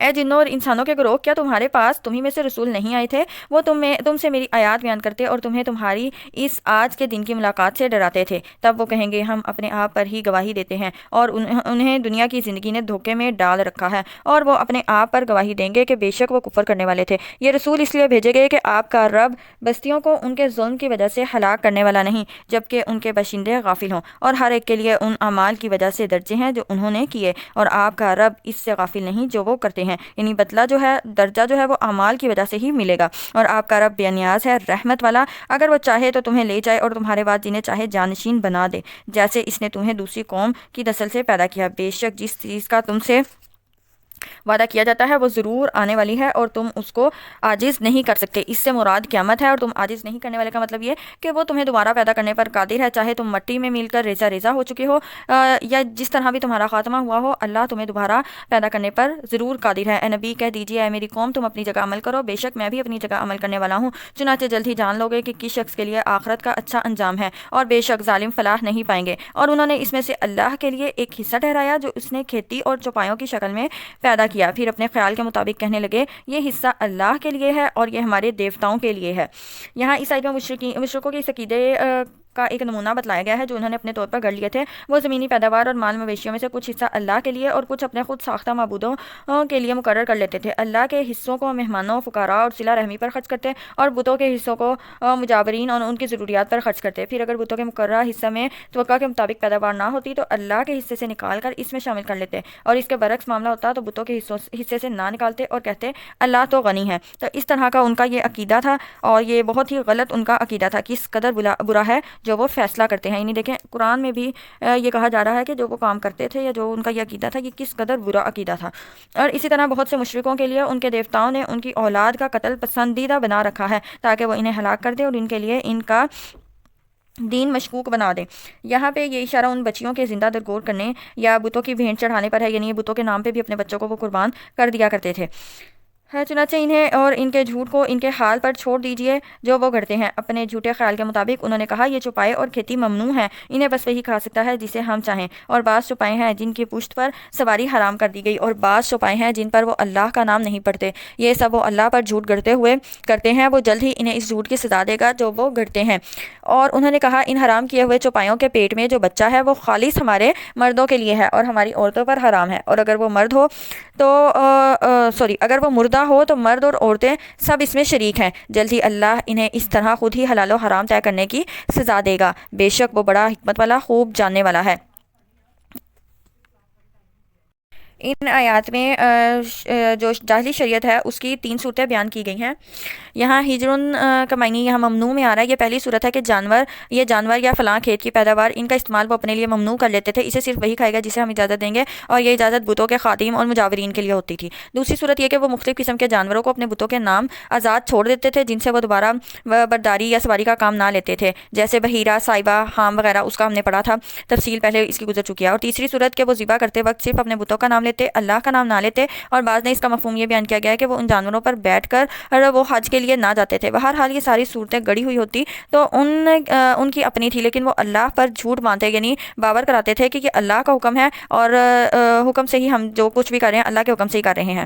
اس کے علاوہ یہاں پہ ایک اور شکل یہ بیان کی گئی ہے کہ جو جانور اور بتوں کے نام جو جانور وہ اپنے بتوں کے نام وقف کرتے ہیں ان میں سے بعض کے بارے میں کہتے تھے ان کا دودھ اور ان کے پیٹ میں پیدا ہونے والا زندہ بچہ صرف ہمارے مردوں کے لیے حلال ہے, عورتوں کے لیے حرام ہے. اور اگر بچہ مردہ پیدا ہوتا تو پھر کہتے تھے کہ اس کے کھانے میں مرد اور عورت دونوں ہی برابر ہیں. تو ان کے بارے میں اللہ نے کہا کہ جو انہوں نے یہ حلال و حرام خود سے طے کیا ہے کہ ان کی سزا اللہ انہیں ضرور دے گا. بے شک وہ بڑا حکمت والا خوب جاننے والا ہے. بے شک وہ لوگ خسارے میں رہے جنہوں نے اپنی اولاد کو علم کے بغیر بے وقوفی سے قتل کیا, اور اللہ نے انہیں جو رزق دیا اس پر جھوٹ باندھ کر اسے حرام ٹھہرایا. تحقیق وہ گمراہ ہو گئے اور وہ ہدایت یافتہ نہ تھے.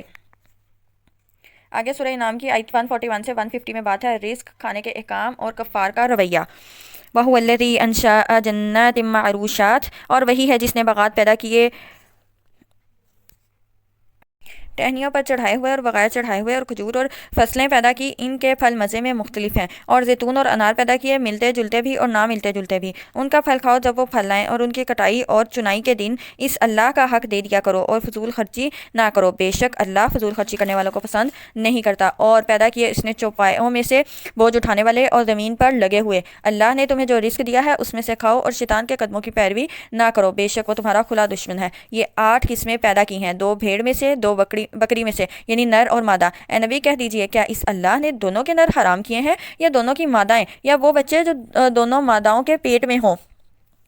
ٹھیک ان کے ساتھ مجھے بتاؤ اگر تم سچے ہو. یعنی یہ جو پیچھے وہ صورتیں گزری ہیں اس کے متعلق اللہ پوچھ رہے ہیں کہ کیا میں نے ایسا کوئی حکم نازل کیا ہے, اگر کیا ہے تو میرے سامنے وہ لے کر آؤ اگر تم سچے ہو. اور 2 اونٹوں میں سے اور 2 گائیوں میں سے. کہہ دیجئے کہ اللہ نے دونوں کے نر حرام کیے ہیں یا دونوں کی مادائیں, یا وہ بچے جو دونوں ماداؤں کے پیٹ میں ہیں؟ کیا تم اس وقت حاضر تھے جب اللہ نے تمہیں یہ تاکیدی حکم دیا تھا؟ پھر اس شخص سے بڑھ کر ظالم کون ہوگا جس نے اللہ پر جھوٹ گڑا تاکہ وہ بغیر علم کے لوگوں کو گمراہ کرے. بے شک اللہ ایسے ظالم لوگوں کو ہدایت نہیں دیتا. اے نبی کہہ دیجئے میری طرف جو وحی کی گئی ہے میں اس میں سے کوئی ایسی چیز نہیں پاتا جو کسی کھانے والے پر یا جو اسے کھائے حرام ہو, مگر یہ کہ وہ مردار ہو, بہایا ہوا خون ہو, یا سور کا گوشت, کیونکہ وہ ناپاک ہیں, یا وہ فسق ہو کہ ذبح کرتے وقت اس پر اللہ کے سوا کسی اور کا نام پکارا گیا ہو. پھر جو شخص مجبور ہو جائے شرطیہ وہ سرکشی کرنے والا یا حد سے گزرنے والا نہ ہو تو بے شک آپ کا رب بڑا بخشنے والا نہایت رحم کرنے والا ہے. اور جو لوگ یہودی ہوئے ان پر ہم نے ہر ناخن والا جانور حرام کیا تھا, اور گائیں اور بکری میں پر ان کی چربی حرام کی تھی سوائے اس چربی کے جو ان کے پٹھوں یا آنتوں کے ساتھ لگی ہوئی ہو یا ہڈی کے ساتھ ملی ہوئی ہو. یہ سزا ہم نے انہیں ان کی سرکشی کے باعث دی تھی, اور بے شک ہم سچے ہیں. پھر اگر وہ آپ کو جھٹلائیں تو کہہ دیجئے تمہارا رب وسیع رحمت والا ہے اور اس کا عذاب مجرم قوم سے ٹالا نہیں جاتا. جن لوگوں نے شرک کیا وہ جلد ہی کہیں گے اگر اللہ چاہتا تو ہم اور ہمارے باپ دادا شرک نہ کرتے اور نہ ہم کوئی چیز حرام کرتے. اسی طرح ان لوگوں نے حق کو جھٹلایا تھا جو ان سے پہلے تھے, یہاں تک کہ انہوں نے ہمارا عذاب چکھ لیا. کہہ دیجئے کیا تمہارے پاس کچھ علم ہے تو اسے ہمارے سامنے پیش کرو, تم تو گمان ہی کی پیروی کرتے ہو اور تم اٹکل سے کام لیتے ہو. کہہ دیجئے پھر مضبوط دلیل تو اللہ ہی کی ہے, لہذا اگر وہ چاہتا تو تم سب کو ہدایت دے دیتا. کہہ دیجئے تم اپنے گواہ لے آؤ جو اس بات کی گواہی دیں کہ بے شک اللہ نے ان چیزوں کو حرام کیا ہے. پھر اگر وہ گواہی دیں تو بھی آپ ان کے ساتھ گواہی نہ دیں, اور آپ ان لوگوں کی خواہشات کے پیچھے نہ چلیں جنہوں نے ہماری آیات جھٹلائی, اور نہ ان لوگوں کی پیروی کریں جو آخرت پر ایمان نہیں لاتے اور دوسروں کو اپنے رب کے برابر ٹھہراتے ہیں. یعنی اللہ نے یہاں پھر یہی کہا کہ اگر کوئی دلیل ہے تو وہ لے کر آؤ, حالانکہ ان کے پاس کوئی دلیل نہیں اور نہ ہی وہ سچے ہیں. تو ایسے لوگوں کی پیروی کرنے سے ہمیں بچنا چاہیے. 1 سے 165 میں بات ہے بنیادی اسلامی اصول اور توحید. قل تعالوا اتلو ما حرم ربکم علیکم, کہہ دیجئے آؤ میں پڑھ کر سناتا ہوں جو کچھ تمہارے رب نے تم پر حرام کیا ہے, یہ کہ تم اس کے ساتھ کسی چیز کو شریک نہ ٹھہراؤ. اور ماں باپ کے ساتھ نیکی کرو اور اپنی اولاد کو تنگدستی کے ڈر سے قتل نہ کرو۔ ہم تمہیں بھی اور انہیں بھی رزق دیتے ہیں، یعنی کسی فقر کی وجہ سے یا پھر تنگدستی کی وجہ سے اولاد کو قتل نہیں کرنا۔ ہر جو روح دنیا میں آتی ہے اس کا رزق اللہ کے ذمہ ہے اور وہ اپنا رزق لکھوا کر لاتی ہے، اللہ ہی اس کا رزق دیتا ہے۔ آپ جانوروں کو دیکھیں، ان کو اس بات کی کوئی فکر نہیں ہوتی، وہ روز نکلتے ہیں۔ چڑیا کی اگر مثال لیں تو چڑیا نکلتی ہے، دانہ چگتی ہے اور واپس اپنے گھونسلے میں آ جاتی ہے، خود بھی کھاتی ہے، اپنے بچوں کو بھی کھلاتی ہے۔ تو دیکھیں کہ وہ تو اس طرح کا اس کا مطلب مائنڈ سیٹ نہیں ہے، کیونکہ اسے یقین ہے کہ جو رزق روزی ہے وہ اللہ نے دینی ہے۔ لیکن انسان جو ہے وہ جب یہ ساری سوچ لے آتا ہے کہ اس نے کرنا ہے یا اس نے یہ سارے انتظامات کرنے ہیں رزق اور روزی کے، تو یہ چیز غلط ہو جاتی ہے۔ یہاں پہ انسان کو اپنا یقین صرف کہنے کی حد تک نہیں، عمل کے ذریعے سے بھی یہ ثابت کرنا چاہیے کہ اسے اس بات کا یقین ہے کہ اللہ ہی روزی دینے والا ہے۔ اور جب انسان کو یہ یقین ہو جائے گا تو پھر وہ اس طرح کے گناہ کا ارتکاب نہیں کرے گا۔ اور یہ ہے کہ کاموں کے قریب نہ جاؤ، خواہ وہ ظاہر ہوں یا چھپے ہوئے ہوں، اور کسی ایسی جان کو قتل مت کرو جسے اللہ نے حرام کیا ہو، سوائے اس کے جس کا قتل برحق ہو۔ ان ساری باتوں کی اللہ نے تمہیں تاکید کی ہے تاکہ تم عقل سے کام لو، اور تم یتیم کے مال کے قریب نہ جاؤ مگر اس طریقے سے جو سب سے اچھا ہو، یہاں تک کہ وہ پختگی کی عمر کو پہنچ جائے، اور تم ناپ اور تول کو انصاف کے ساتھ پورا دو، اور ہم کسی جان کو اس کی طاقت سے بڑھ کر تکلیف نہیں دیتے۔ اور جب تم کوئی بات کہو تو انصاف سے کام لو، اگرچہ معاملہ تمہارے قریبی رشتہ داروں کا ہی ہو۔ یعنی اگر تمہارے قریبی رشتہ داروں کے درمیان یا کسی دوسرے انسان کے درمیان تمہیں کوئی فیصلہ کرنا چاہ رہا ہے تو انصاف سے فیصلہ کرو، انصاف سے کام لو۔ ایسے نہ کرو کہ اپنی قرابت داری کی وجہ سے تم زیادتی کا فیصلہ کر دو یا کسی کے حق میں تم فیصلہ کر دو جو انصاف کے بالکل خلاف ہو۔ تو اس طرح سے تم نے نہیں کرنا، یعنی کسی ایک کو بہت زیادہ فیور نہیں دینی۔ اور تم اللہ کا عہد پورا کرو، ان ساری باتوں کی اللہ نے تمہیں تاکید کی ہے تاکہ تم نصیحت حاصل کرو، اور یقیناً میرا راستہ سیدھا ہے، لہذا تم اسی کی پیروی کرو اور تم دوسرے راستوں کی پیروی مت کرو، تمہیں اللہ کے راستے سے الگ کر دیں گے۔ اللہ نے تمہیں اس کی تاکید کی ہے کہ تم پرہیزگاری اختیار کرو۔ پھر ہم نے موسیٰ کو اس لیے کتاب دی کہ جو شخص اچھے کام کرے اس پر ہماری نعمت پوری ہو، اور ہر چیز کی تفصیل بیان کرنے کے لیے، اور یہ ہدایت اور رحمت کا ذریعہ ہے تاکہ وہ اپنے رب سے ملاقات پر ایمان لے آئیں۔ دیکھیں جس طرح ہم نے کوئی بھی کام کرنا ہوتا ہے، یا سپوز ہم کچن میں کوئی نیو ریسیپی بنانے لگے ہیں تو ہم چاہتے ہیں کہ ہمارے پاس وہ لکھی ہوئی ریسیپی ہو، ہم جلدی سے دیکھ کر اس کو کر لیں۔ تو یہاں قرآن میں اللہ نے زندگی کا سارا طریقہ بیان کیا ہے، زندگی کی ساری وہ ریسیپیز اللہ نے بیان کر دی ہیں۔ تو انسان کو چاہیے کہ انسان اس قرآن کو پڑھے، قرآن کو سمجھے اور اپنی زندگی کو اس کے مطابق ڈھالے تاکہ آپ کی جو زندگی ہے وہ بالکل سموتھ اور اچھی گزرے۔ اور ہر چیز کی تفصیل بیان کرنے کے لیے، اور یہ ہدایت اور رحمت کا ذریعہ ہے تاکہ وہ اپنے رب کی ملاقات پر ایمان لے آئیں۔ اور یہ قرآن ایک عظیم کتاب ہے، ہم نے اسے نازل کیا، یہ برکت والی ہے، بس تم اس کی پیروی کرو اور پرہیزگاری اختیار کرو تاکہ تم پر رحم کیا جائے، تاکہ تم یہ نہ کہو کہ صرف ہم سے پہلے دو گروہوں یہود و نصارہ پر کتاب نازل کی گئی تھی اور بے شک ہم تو ان کے پڑھنے پڑھانے سے بے خبر تھے، یا تم یہ نہ کہو کہ اگر بے شک ہم پر کتاب نازل کی جاتی تو ہم ضرور ان سے زیادہ ہدایت یافتہ ہوتے۔ یعنی تمہارے جتنے بھی عذر ہیں ان کو اللہ نے اب ختم کر دیا ہے، چنانچہ یقیناً تمہارے پاس تمہارے رب کی طرف سے ایک واضح کتاب اور ہدایت اور رحمت آ گئی ہے۔ پھر اس شخص سے زیادہ ظالم کون ہے جس نے اللہ کی آیتوں کو جھٹلایا اور اس سے منہ موڑا۔ جو لوگ ہماری آیات سے منہ موڑتے ہیں انہیں جلد ہم سخت عذاب کی شکل میں سزا دیں گے، اس لیے کہ وہ حق سے منہ موڑتے ہیں۔ آیات سے منہ موڑنا یعنی جو اللہ نے حکم دے دیا ہے اس حکم کا انکار کرنا، یہ آیات سے منہ موڑنا ہے۔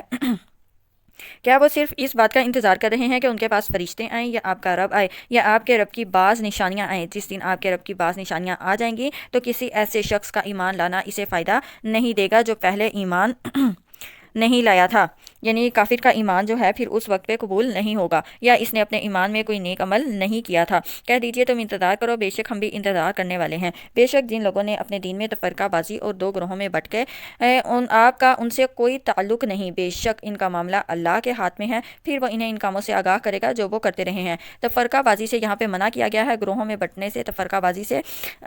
تو ہمیں چاہیے کہ ہم بھی اس طرح سے جو تفرقہ بازی ہے جیسے یہود و نصارہ نے کی ہوئی تھی اور وہ بنٹے ہوئے تھے، اور مشرکین میں سے بھی کچھ فرشتوں کو ماننے والے تھے، ان کی پوجا کرتے تھے، کچھ ستاروں کی، کچھ نے مختلف بتوں کی بنائی ہوئی تھی۔ تو یہ جو آیت ہے یہ عام ہے، کفار و مشرک سمیت وہ سب لوگ اس میں داخل ہیں جو اللہ کے دین اور رسول کے راستے کو چھوڑ کر دوسرے دین یا دوسرے طریقوں کو اختیار کر کے تفرق کا راستہ اپناتے ہیں۔ تو یہاں پہ یہ جو گروہ بازی ہے، تفرقہ بازی ہے، جو آج افسوس کے ساتھ ہمیں اپنے معاشرے میں بہت زیادہ دیکھنے کو ملتی ہے، تو اس سے بچنے کی کوشش کرنی چاہیے، اور قرآن و حدیث کے مطابق جو عمل ہمیں مل رہا ہے، جو دلیل کے ساتھ ہمارے سامنے آتا ہے، اس پہ عمل کرنا چاہیے۔ جو شخص وہاں ایک نیکی لے کر آئے گا تو اس کے لیے 10 گنا ثواب ہوگا، اور جو شخص ایک برائی لے کر آئے گا تو اسے بس اس کے برابر ہی سزا دی جائے گی۔ تو دیکھیں اللہ کا انصاف اور اللہ کا دین کتنا پیارا ہے کہ جو نیکی ایک لے کر آئے گا اس کو 10 گنا ثواب ملے گا، لیکن برائی ایک ہوگی تو اس کا ایک ہی کا جو سزا ہوگی وہ اتنی ہی دی جائے گی اور ان پر ظلم نہیں کیا جائے گا۔ اے نبی کہہ دیجئے بے شک مجھے میرے رب نے سیدھے راستے کی طرف ہدایت دی ہے، صحیح اعلیٰ اقدار کے حامل دین کی، ایک رب کے پرستار ابراہیم کے طریقے کی، اور وہ مشرکوں میں سے نہیں تھا۔ کہہ دیجئے بے شک میری نماز، میری قربانی، میری زندگی اور میری موت سب کچھ اللہ رب العالمین کے لیے ہے۔ اور ایک مومن کا رویہ اور ایک مومن کا جو اقرار ہے، اقرار کے ساتھ ساتھ اس کا جو عمل ہے وہ بھی یہی ہونا چاہیے کہ میری نماز، میری قربانی، میری زندگی اور میری موت سب کچھ اللہ رب العالمین کے لیے ہی ہے، اس کا کوئی شریک نہیں، اور مجھے اس بات یعنی توحید کا حکم دیا گیا ہے اور میں سب سے پہلا مسلمان ہوں۔ کہہ دیجئے کہ کیا میں اللہ کے علاوہ کوئی اور رب تلاش کروں جبکہ وہی ہر چیز کا رب ہے، اور کوئی شخص ایسا گناہ نہیں کماتا جس کا وبال اس پر نہ ہو، اور کوئی بوجھ اٹھانے والا کسی دوسرے کا بوجھ نہیں اٹھائے گا، پھر اپنے رب ہی کی طرف تمہیں لوٹنا ہے، چنانچہ وہ تمہیں ان باتوں سے آگاہ کرے گا جن پر تم اختلاف کرتے رہے تھے، اور وہی ہے جس نے تمہیں زندگی میں ایک دوسرے کا جانشین بنایا اور تم میں سے بعض کو بعض پر اونچے درجے عطا کیے تاکہ وہ تمہیں ان نعمتوں میں آزمائے جو اس نے تمہیں دی ہیں۔ یہاں پہ یہ بات ہے کہ فقر و غنا، علم و جہل، صحت اور بیماری، جس کو جو چاہا اس کو دیا، اور ان سب میں اس انسان کے لیے آزمائش ہے، یعنی اگر کسی کو مال دیا ہے تو وہ مال کیسے خرچ کرتا ہے اور اس کی نیت کیا ہوتی ہے خرچ کرنے میں، وہ اس کے لیے آزمائش ہے، اور اگر کوئی فقر و فاقہ میں زندگی گزارا ہے، مال کی کمی ہے اس کے پاس، تو پھر وہ شکر گزاری میں زندگی گزار رہا ہے یا نہیں، یہ اس کے لیے آزمائش ہے۔ اسی طرح صحت و بیماری میں بھی، علم و جہل میں بھی، تو یہ سب اللہ نے آزمائش کے لیے جو ہے انسان کو وہ مختلف صورتوں میں، مختلف حالات میں اللہ ڈالتے رہتے ہیں تاکہ اللہ آزمائے کہ جو نعمتیں دی ہیں ان میں کون صابر اور شاکر ہے۔ بے شک آپ کا رب جلد سزا دینے والا ہے اور بے شک وہ بہت بخشنے والا، نہایت رحم کرنے والا ہے۔ اللہ پاک سے دعا کرتے ہیں کہ وہ بھی ہمیں ہماری مغفرت فرمائے اور ہمیں اللہ کے دین کے مطابق، اللہ کے حکم کے مطابق زندگی گزارنے والا بنائے۔ سورۃ اعراف کا آغاز کرتے ہیں۔ سورہ اعراف مکی صورت ہے، 206 آیات پر مشتمل ہے، 8ویں پارے سے شروع ہو کر 9ویں پارے میں مکمل ہوتی ہے۔ اس میں توحید، انبیاء کے قصے، اعراف والوں کا ذکر، شیطان کی چالوں سے خبردار کیا گیا ہے۔ یہ صورت اللہ کی بندگی، صبر اور نیکی کی تعلیم دیتی ہے۔ تو آئیے سورۃ اعراف کا آغاز کرتے ہیں۔ بسم اللہ الرحمن الرحیم، شروع اللہ کے نام سے جو بڑا مہربان نہایت رحم کرنے والا ہے۔ الف لام میم صاد، الف لام میم صاد، یہ حروف مقطعات ہیں جن کا مطلب اللہ کے سوا کوئی نہیں جانتا۔ اے نبی، یہ کتاب آپ کی طرف نازل کی گئی ہے، اس سے آپ کے سینے میں کسی قسم کی کوئی تنگی نہیں ہونی چاہیے تاکہ آپ اس کے ذریعے سے لوگوں کو ڈرائیں، اور یہ مومنوں کے لیے نصیحت ہے۔ آیت 1 سے 30 تک بات ہے قرآن کی عظمت اور شیطان کی دشمنی کی۔ تو ابھی ہم قرآن کی عظمت کے جو پہلو ہیں اس کو دیکھ رہے ہیں۔ تم اس ہدایت کی پیروی کرو جو تمہارے رب کی طرف سے تمہاری طرف نازل کی گئی ہے، اور تم اس کے علاوہ اور دوستوں کی پیروی نہ کرو، تم بہت ہی کم نصیحت حاصل کرتے ہو، یعنی تم میں سے بہت کم لوگ ہیں جو نصیحت حاصل کرتے ہیں، اور بہت سی بستیاں ایسی رہی کہ ہم نے انہیں ہلاک کر دیا تو ان کے پاس ہمارا عذاب اس وقت آیا جب وہ رات کو سوئے ہوئے تھے یا وہ دوپہر کو آرام کر رہے تھے۔ قائلون یہاں قیلولہ سے ہے جو دوپہر کے وقت آرام کرنے کو کہا جاتا ہے۔ تو یہاں پہ اللہ یہ بیان کر رہے ہیں کہ ہمارا عذاب اس وقت بھی اچانک تمہیں آ کے پکڑ سکتا ہے جب تم اپنے گھروں میں اپنے بستروں پر آرام کر رہے ہو، راحت کے لیے تم بے خبر بستروں میں سو رہے ہو، تب بھی تمہیں عذاب آ کر پکڑ سکتا ہے۔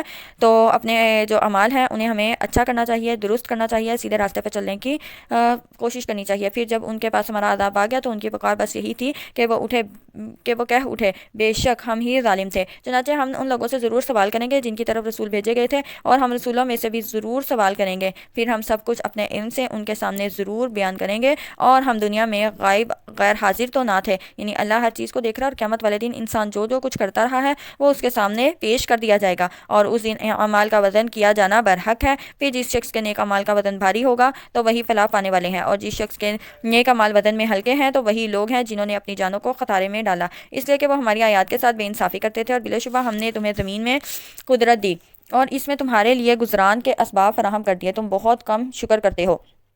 اور بلا شبہ ہم نے تمہیں پیدا کیا، پھر تمہاری صورتیں بنائی، پھر ہم نے فرشتوں سے کہا کہ تم آدم کو سجدہ کرو، چنانچہ انہوں نے سجدہ کیا الا ابلیس، سوائے ابلیس کے کہ وہ سجدہ کرنے والوں میں شامل نہ ہوا۔ اللہ نے کہا تجھے کس چیز نے روکا کہ تو نے سجدہ نہ کیا جبکہ میں نے تجھے حکم دیا تھا؟ وہ بولا میں اس سے بہتر ہوں، مجھے تو نے آگ سے پیدا کیا ہے اور اسے تو نے مٹی سے پیدا کیا ہے۔ تو یہاں پہ آگ اور مٹی کا تھوڑا سا ہم ڈفرینس دیکھ لیتے ہیں۔ جو آگ ہے، آگ میں ایک غرور و تکبر کا عنصر پایا جاتا ہے جبکہ مٹی میں عاجزی کا عنصر پایا جاتا ہے۔ تو آپ نے دیکھا ہوگا آگ جب بھی جلائی جاتی ہے تو وہ اوپر کو اٹھتی ہے، اور مٹی کو آپ پھینکیں تو وہ نیچے کو جاتی ہے۔ تو یہاں پہ یہ چیز بھی ہے کہ انسان کی تخلیق جس چیز سے کی جاتی ہے اس کا بھی اس کے اوپر اثر ہوتا ہے۔ تو اسی چیز کو ذہن میں رکھتے ہوئے ابلیس نے مٹی کو حقیر جانا اور کہا کہ ایک مٹی سے بنے ہوئے انسان کو میں کیوں سجدہ کروں، میں اس سے بہتر ہوں، میں آگ سے پیدا کیا گیا ہوں۔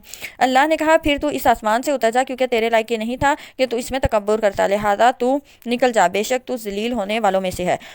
اس نے کہا تو مجھے اس دن تک مہلت دے جب تک لوگ قبروں سے اٹھائے جائیں گے، یعنی قیامت کا دن۔ اللہ نے کہا بے شک تو مہلت دے دیے گئے لوگوں میں سے ہے۔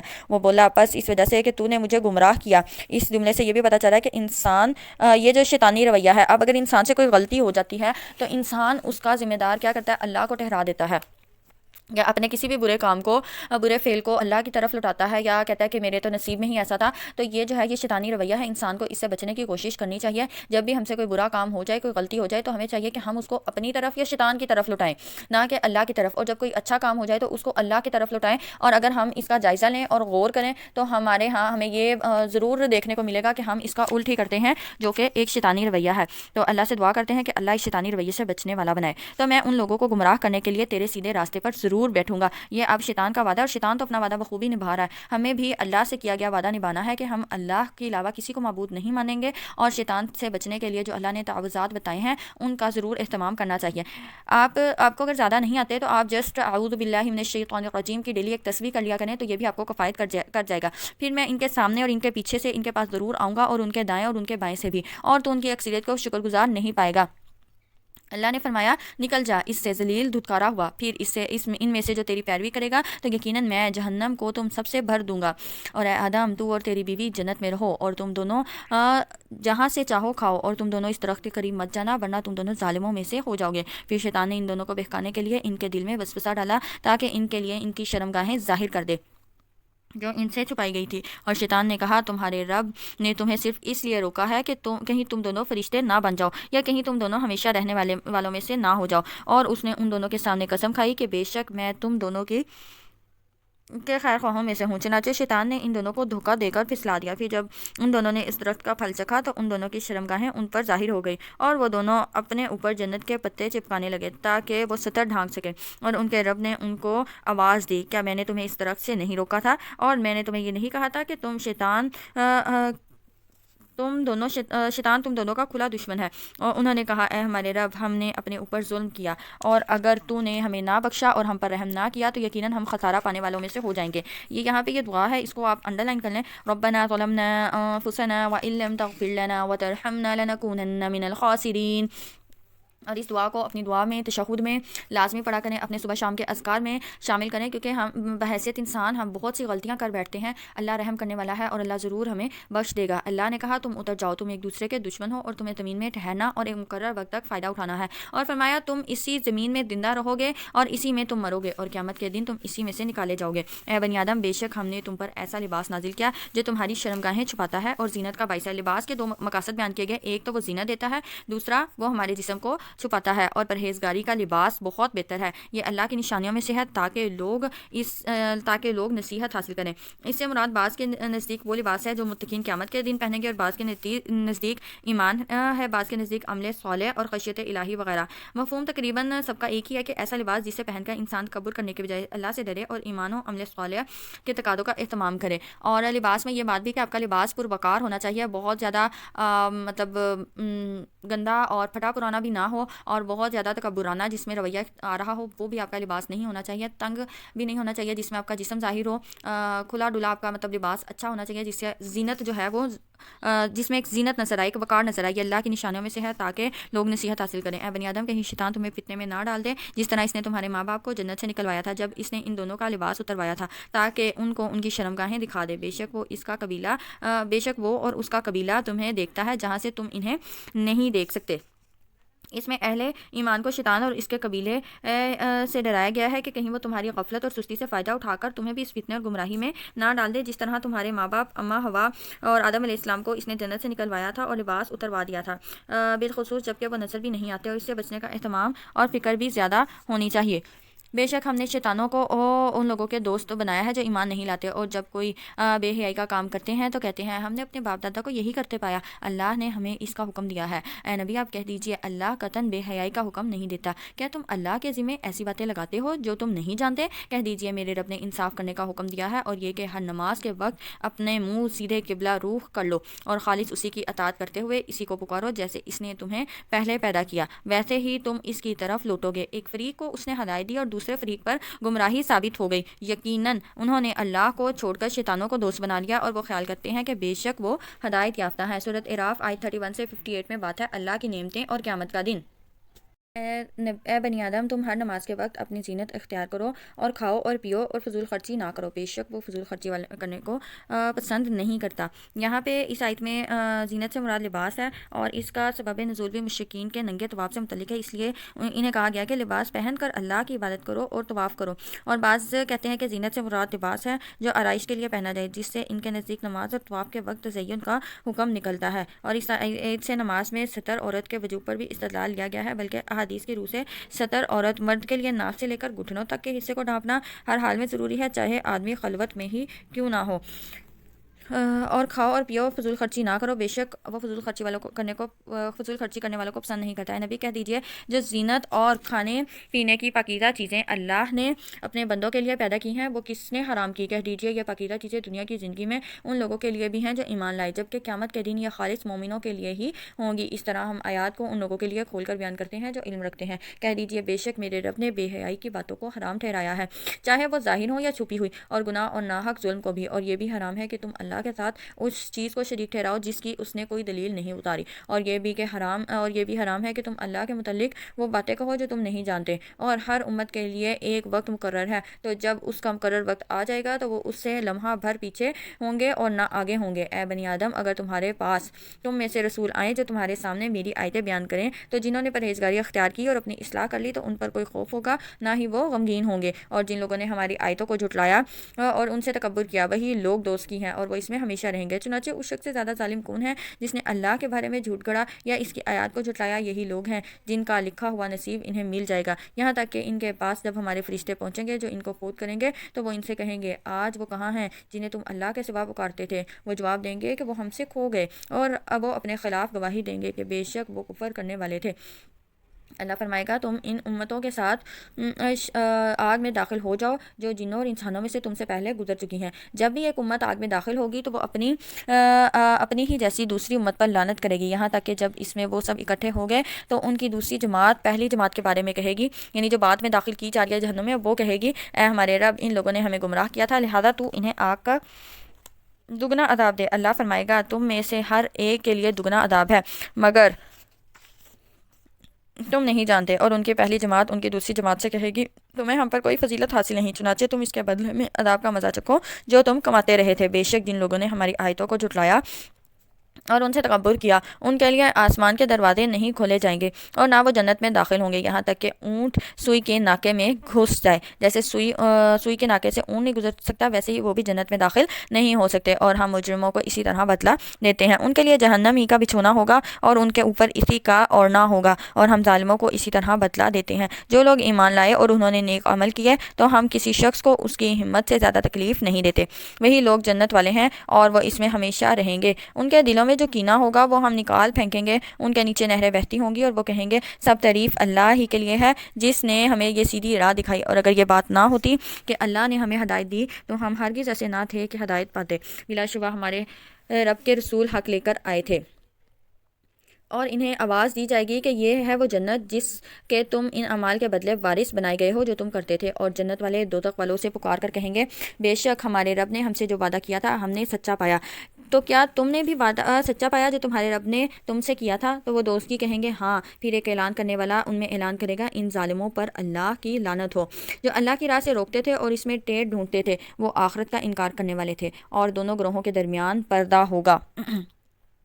یہ دونوں کے درمیان یعنی جنت اور دوزخ کے درمیان جو ہے پردہ ہوگا، اور اعراف پر کچھ لوگ ہوں گے یہاں پہ یہ کون لوگ ہوں گے، ان کی تعین میں مفسرین کے درمیان خاصا اختلاف ہے۔ اکثر مفسرین کے نزدیک یہ وہ لوگ ہیں جن کی نیکیاں اور برائیاں برابر ہوں گی، ان کی نیکیاں جہنم میں جانے سے اور برائیاں جنت میں جانے سے مانع ہوں گی، یوں اللہ کی طرف سے ایک قطعی فیصلہ ہونے تک وہ درمیان میں معلق رہیں گے۔ تو وہ اعراف پر کچھ لوگ ہوں گے جو ہر ایک جنتی اور دوستی کو ان کی خاص علامتوں سے پہچانتے ہوں گے۔ وہ جنتیوں کو پکار کر کہیں گے کہ تم پر سلام ہو۔ اعراف والے بھی جنت میں داخل نہ ہوئے ہوں گے جبکہ وہ اس کی امید رکھتے ہوں گے، اور جب ان کی آنکھیں دوستیوں کی طرف پھیر دی جائیں گی تو وہ کہیں گے اے ہمارے رب تو ہمیں ظالموں کے ساتھ نہ کرنا، یعنی وہ جہنم کی طرف مڑنا نہیں چاہیں گے لیکن انہیں جہنم کی طرف موڑا جائے گا۔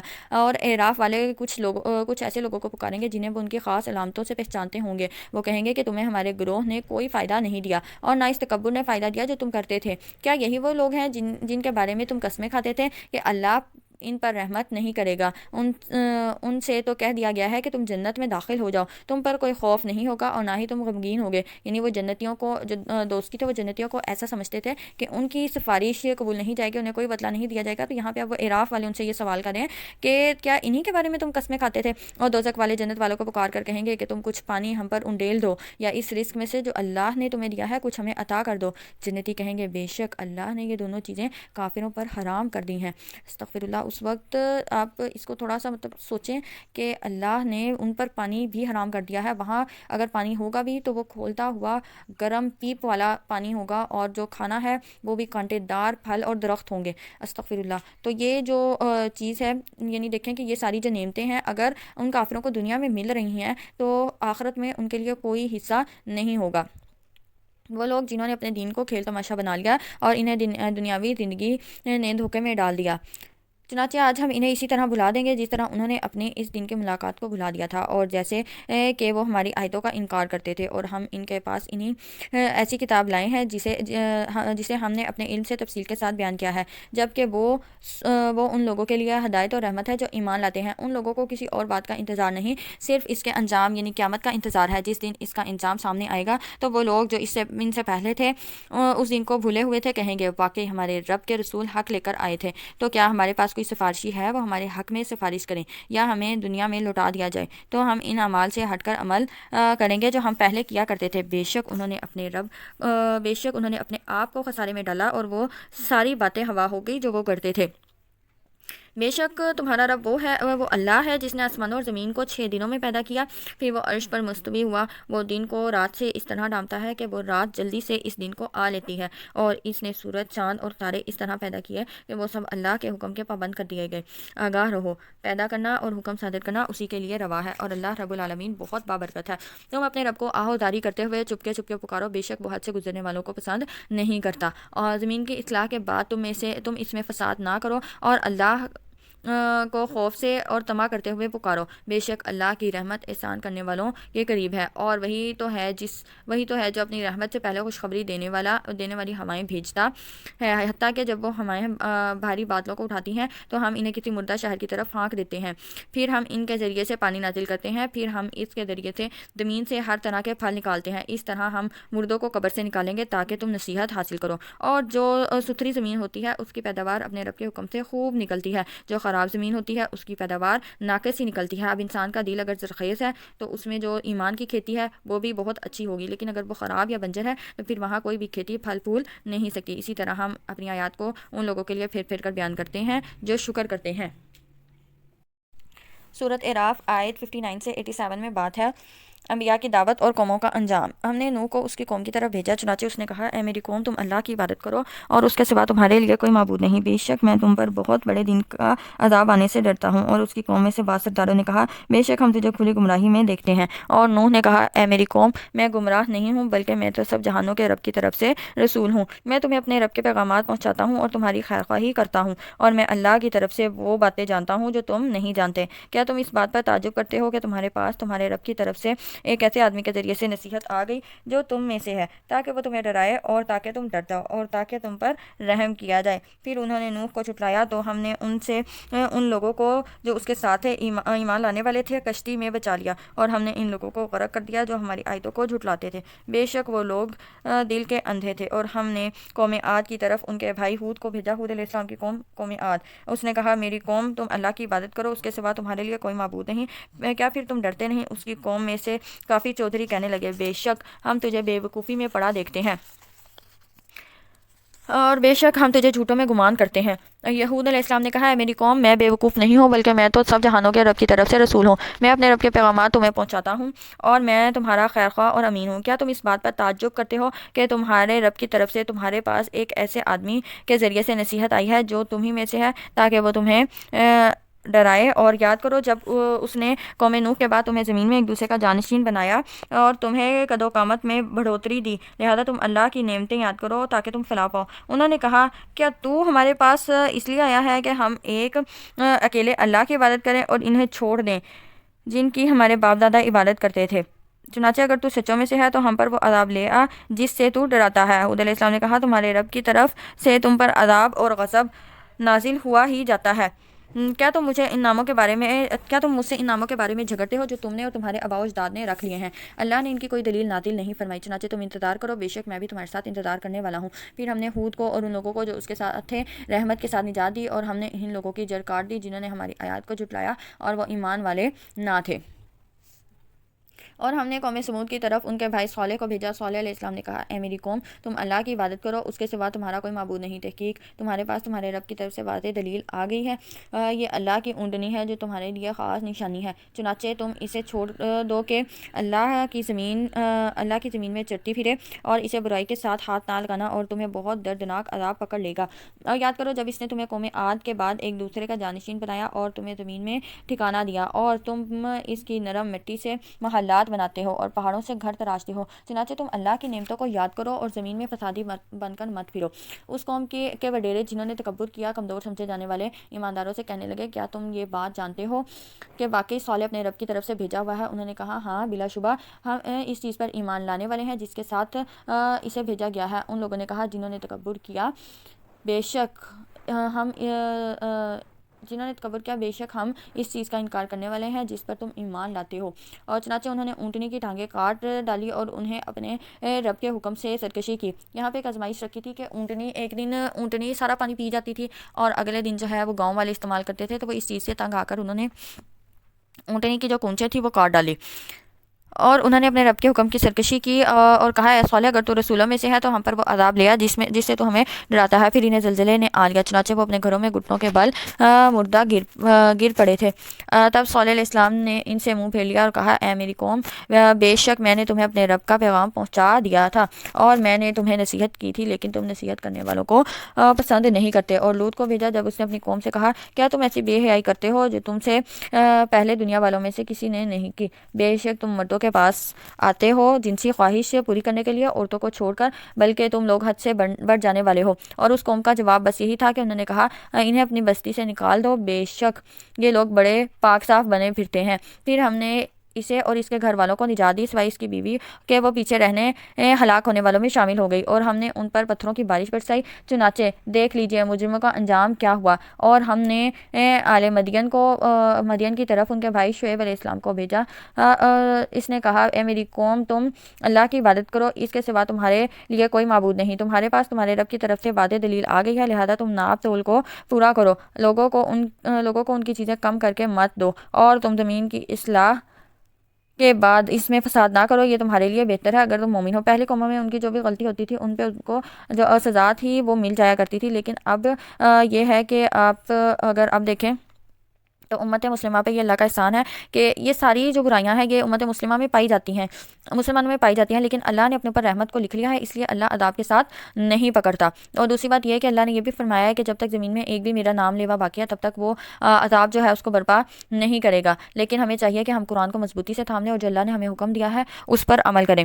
اور تم ہر ایک راستے پر مت بیٹھو، تم اس شخص کو ڈراتے اور اللہ کے راستے سے روکتے ہو جو اس پر ایمان لے آئے، اور تم اس کی راہ میں ٹیڑھ تلاش نہ کرتے رہو۔ اور یاد کرو جب تم تھوڑے تھے پھر اس نے تمہیں زیادہ کر دیا، اور دیکھو فسادیوں کا انجام کیسا ہوا تھا۔ اور اگر تم میں سے کچھ لوگ اس حکم پر ایمان لے آتے ہیں جو مجھے دے کر بھیجا گیا ہے اور کچھ دوسرے ایمان نہیں لائے تو تم ذرا صبر کرو یہاں تک کہ اللہ ہمارے درمیان فیصلہ کر دے، اور وہ سب سے بہتر فیصلہ کرنے والا ہے۔ پارہ یہاں ہمارا مکمل ہوا۔ اللہ پاک سے دعا کرتے ہیں ہیں کہ اللہ پاک ان احکامات کو، ان مسائل کو، توحید کو اور توحید کو سمجھنے والا بنائے اور شرک سے بچنے کی توفیق عطا فرمائے۔